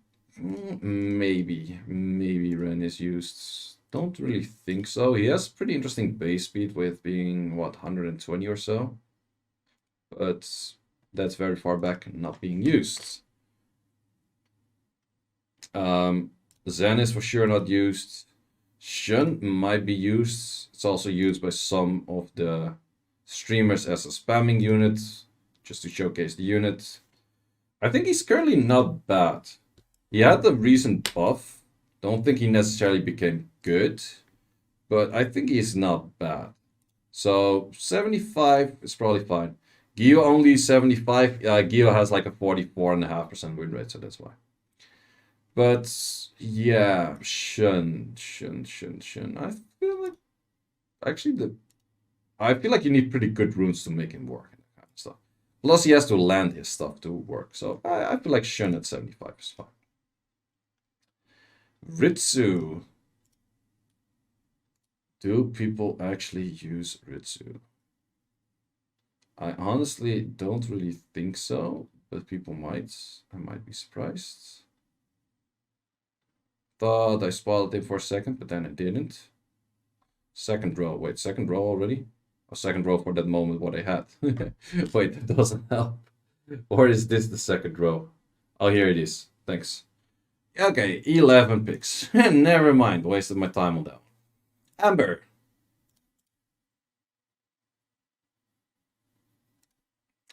Amber is water. And water goes for... Why do I struggle finding everything at the moment? Oh, there. Not really used. Also needs a lot of setup. So the only people I've seen Amber being used good in RTA, like at first I thought like, oh, that's like a Water Rika. But it's a Water Rika if you have a lot of setup already. So it only pairs well with, for example, a Neftis or Maximilian or whatnot. It has some potential, but not more than 7. I don't really think people use Claire. Now we're finally at Claire instead of Clara. Not has high win rate, but pick rate is that low that I'm not even going to look at it. However, a unit that did pop up in the current balance patch is Sonya, and Sonya is very solid and pretty strong, but actually lower as a win rate than expected. I think this has something to do with rune quality as well. And probably if we check lower ranks, yeah, it's not necessarily that her rune quality becomes worse in lower ranks. It's more that the rune quality of the things that she's hitting becomes worse. So therefore, the things that she's hitting in high ranks are just harder to deal with. But if you have insane good runes on Sonya, I feel like she has quite some value, but I would put the value towards, well, if you have absolutely crazy runes, she becomes like 87, 85. But I think for the most G3 players, she's around 80. Next one up is Veronica. And guys, in chat, guess where Veronica is going to be. Guess. 55 win rate, 14 pick rate. 26 on the ban. Win rate even goes up to fucking 57 when she's in the match. 50 fucking 7. Yep, she goes to meme tier. You guys are absolutely right. She's just as good as a Song Changlao. I could, yeah, it's a fair trade, right? I would trade one for the other. No, I'm just kidding. She goes for 100. I put her at 105 before. They nerfed her once for making her... What did they nerf? They nerfed something. Oh yeah, she was stripping multiple things before. Now she only strips one debuff. Yeah, before that she was 105. Currently she's just 100. And people might say it's like, yeah, but she's inconsistent for stripping and blah, blah, blah, blah, blah, nonsense. Yes, but fair point. But I would very rather give my Gianna consistency, which is also fake consistency because she can still miss her shit and then nothing happens, for Veronica S2 with higher base speed. I would trade that any day. Any day of the week, I would rather have a speed scaling, multi-hitting, glancing skill 2 than a bomb that also misses. It's absolutely ridiculous. Plus, the cooldown on that S2 is low, the cooldown on that S3 is low as fuck. So, 100% Veronica is absolutely still a 100 for me. And you can actually also see that for the people that pulled a Veronica. They were like, their ranking went like, oh, I know how Veronica actually works. I gave better runes to Veronica. That's how Veronica does it for your box if you get a Veronica. It's like pulling Ragdoll in the old days. You got a Ragdoll like, Elo?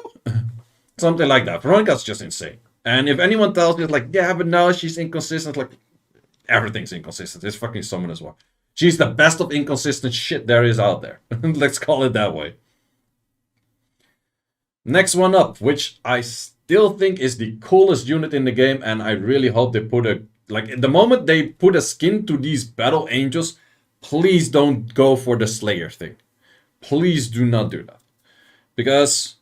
after I pulled Gianna, I went rank up from C2 into C1. Wait, what? How did that happen? Well, Gianna used to be also like, whoop, increasing currently. Maybe one rank. But yeah, Destiny, I really hope for the Battle Angels, the moment they make these Battle Angels into skins, that they give cool ass fucking skins to those Battle Angels. Because those deserve fucking dope skins. However, Destiny is one of those units... You need insane runes to make this unit work. It is an absolutely cool unit. I feel like it's very strong. But rune quality, man. The rune qualities.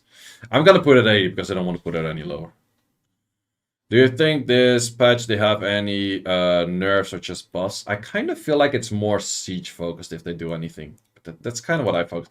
I expect a very minor patch. I don't expect anything big. Last time I was expecting anything big, I got disappointed. This time I'm not expecting anything big. Not to not get disappointed, but just because I expected. Oh yeah, we have that cookie. Wait, this is always a fun one to look up. Wait, where that damn cookie at? It's this unit. You should not use this free-to-play unit. If you use this free-to-play unit, you're going to lower your win rate. Next up, Manon. Ha! My absolute favorite unit out there. It's not even that I don't like her because I think she's strong. I don't like her because her kit is stupid. It's just that. She has the RNG factor of an Antares while being good. Like, she's not OP, but she's just good and she's Antares. But to be honest, in all honesty, she fits like 85 tier. She's not crazy good or anything. She's just annoying as fuck. And therefore it's just 85. I'm not gonna put her like, oh, Manon super OP. No, she's just annoying. So Manon, 85. The other cookies are not used except for the Dark One. Dark One is used. Actually is a pretty decent unit as well, but... Okay, is the moment it's led through in the match. Well, you have the AoE armor break, self-boosting defense buff, defense scaling damage. That's one hell of a kit, mate. I feel like she's also not super OP because you can still kind of control it and that kind of stuff, but I feel like she's pretty nice. Is Fire Pure Vanilla used? I actually don't know, and we are going to find out together. Bottom left. She is used, but she is terrible. And for that reason, well, she's more than 0.5% pick rate, so I am going to place her in, but I feel like she's just 70. Don't use. Should I keep an Ancient Will slot 3 quad accuracy? Hard to say. You could use it here and there, but if it's a good re-up target, I would keep re-upping it, in all honesty. If you don't have any other re-up target, I would keep re-upping it. Let's actually check for the other cookies. I don't really think they're used all too much. Nope. Light cookie. Light Pure Vanilla. Best unit in the game. Light cookie. Second best unit in the game. Yeah, there's a paid version of the sword to see more stuff. Water Pure Vanilla might actually be used in RTA. Is actually used in RTA. Actually, more than I expected. It's not bad because it has the Oblivion. And the Oblivion is pretty often. This one is one of the best units in arena offense right now. Like, by far, hands down. One of the absolute best. Arena Siege offense, I think, has pretty high value as well. It's just, you don't really use it for RTA. Next one, these two are not used. Dark One, however, is used. Dark One is actually pretty decent from what I've seen already. What the fuck is this win rate? Like, I checked this before and I'm like, is that close to a 60% fucking win rate? Is this going to YouTube and miss the first 50%? Yes, sir. Of course, always. But what the fuck is this win rate? Is this unit that insane? Or is it just one guy spamming it over and over? Okay, it's one guy. Wait, are these numbers also messing up? No, these numbers actually kind of add up. But what is this guy using it with? Let's check his draft. Probably has some specific... He used it with Gianna and then Light Monkey. Okay. Okay, I guess. Well, I think she has the factor where she's pretty good against the Oblivion, or she's very good for the Oblivion, countering the meta that is very hard depending on passives. So I think she has that. So it's a stripper that also applies Oblivion, but pretty often. And sure, her pick rate is not high. Maybe people are sleeping on that unit. Sure, she has the issue of not that high base speed. But I feel like she's pretty strong, actually. Would I be too high on saying like 87.5 because she is just 1% pick rate? But close to 60 in the win. That is... I feel like she has potential. Because even as a bruiser, the constant applying of Oblivion is a lot. So, I don't know. Do you think Come To Us will change the way that RTA matches are revealing names before the matches because of SW ranking and letting people cheat? I would like that. I would like to see the match or the player that I'm playing against the moment I go in the loading screen. That is the moment I need to know who I'm playing. I think that a lot of other games do it. I know my brother played King's Raid for quite a while, and he said like the moment you lock in the bands, that's where you see the names. And I think that's nice. Quad res on the same rune. That's more usable, but that's also kind of weird.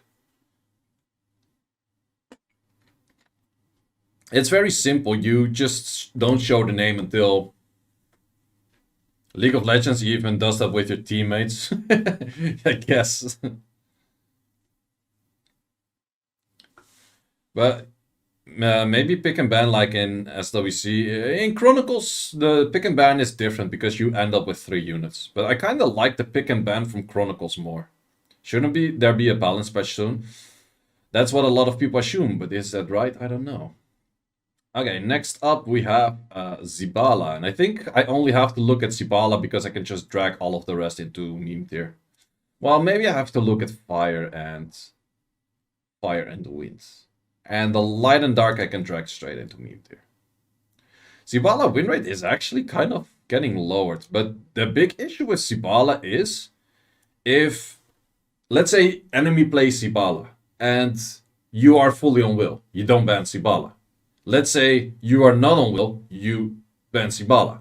So you are the factor that determines whether a Zibala ban is good or not.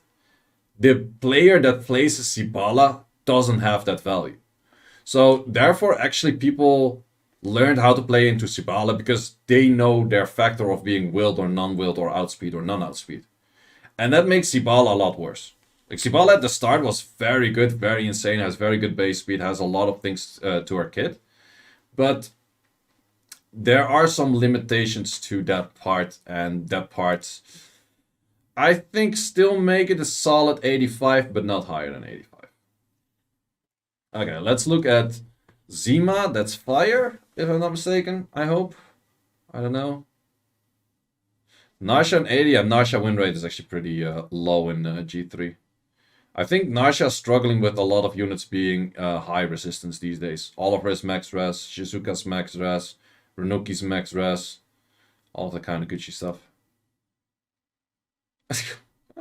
That's the first. I haven't seen that being happened yet. I think this one should be more used.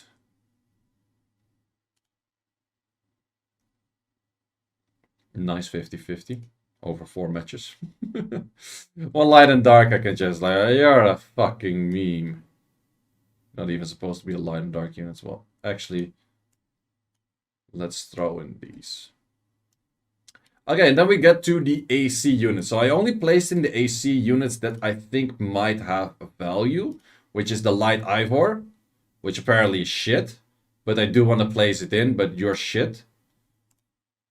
Yeah, this is just straight up garbage. We have the Light Ivor, which a lot of people thought was like, oh my god, this is going to be so insane. It's like Jaeger plus plus plus. But the issue is she takes turns and then doesn't do shit with it. So I kind of, for the memes, I want to drop it in, but it's probably as good as this. I saw Lievert use it, and Lievert's draft is probably the best fitting draft for a Light Ivor, and even he didn't like it, so probably the unit is shit. We have Dark Ivor. Well, I would say it's Jaeger minus minus minus rather than plus plus plus. Dark Ivor actually has some usage, some win rates. Actually not too bad of a win rate, so I can kind of dig this unit being decent. Decent to good.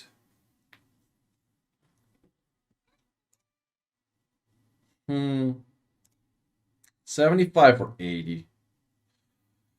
I feel like it has some potential, but I feel like Dark Ivor has some potential. It's kind of hard to use. You need a good speed set to it, and you need to bring other units with it too. Plus, it's kind of RNG. I don't really like the RNG factor. What's with my boy Ritsu? Not on the list. Never picked. And then we have Dark Cassandra. which is over there. Dark Cassandra, eesh. Yeah, Dark Cassandra is fun for siege offense, arena offense arguably as well. But her big issue is that Endure is kind of a shit buff. So, yeah, she kind of gets... I've seen her being used some... It's better than that thing. So yeah, this is the list for me. I'm gonna quickly glance over it if I want to see anything change. But we got a 3-hour video already, which is long as fuck. We got a Yan Hong at 90. I feel like everything on the 95 is fair. Everything at the 90 seems pretty fair. Things fair. I could do in-betweener tiers on these and these. And these. But I actually did less in-betweener tiers right now. And I think it's kind of fair. Like, to be honest, you could put in-betweener tier here and then switch a whole bunch of things around. In-betweener tier, switch a whole bunch of things around. But... I think it's fine. Julian was also not used enough to be... everything that was 0.5% pick rate, I picked up. Well, technically, everyone 1% pick rate plus I had to pick in, but quite a bunch of units that are 0.5 I picked in. So yeah, I think I'm gonna leave the tier list as is, which then leads me to the next job, rewatching the whole 3 hours, writing timestamps, writing a bunch of nonsense, posting the video, posting it on Reddit, posting it in my Discord, and that kind of good stuff. So, yeah, that's... Tablo seems low. Tablo win rate was pretty low as well, and I think Tablo is getting counted by more and more things these days. But yeah, that's pretty much it for the tier list. As I mentioned before, this is probably also one of the later videos I will do for quite a while because I'm going to go on holidays. I have a few videos prepped in the meantime, so we'll be uploading those slowly throughout the 2 weeks. Hope you enjoyed this video. Smash leak, whatever. Like, leak. Smash leak, sounds better. Smash leak. Yeah, hope you enjoyed the time being here, and that's probably about it. If you want to see more when content is coming up, or when I am there or not there, join my Discord, check out the YouTube channel, and I just highly appreciate it if you already kind of seen the stuff in here. Just when I upload the video, still go to the video and just click on it, and then put it on mute and play the whole 3 hours. Would be amazing if you do it. If you don't have to, but would be amazing. When is the next tier list? I don't do predictions like that. It kind of comes and goes at moments that I feel fit. Current moments when just before balance patch might be slightly less fit, but I wanted to I wanted to do a tier list before the season ended, and since my holiday is coming up, I will not be able to make the tier list, and therefore I do it right now. But most likely 2 to 3 months. That's most likely when tier lists are coming. 3-star elemental tier list incoming. Yeah, I could do some random audit tier lists on like other stuff at some point. But who knows, who knows. Tier lists are kind of fun to make, but especially the RTA tier list, at some point like 3 hours, it gets long. It gets very long. So yeah, guys, thanks a lot for watching. I'll be saving this tier list and the other stuff, and I'll be ending the stream. And thanks a lot for watching, and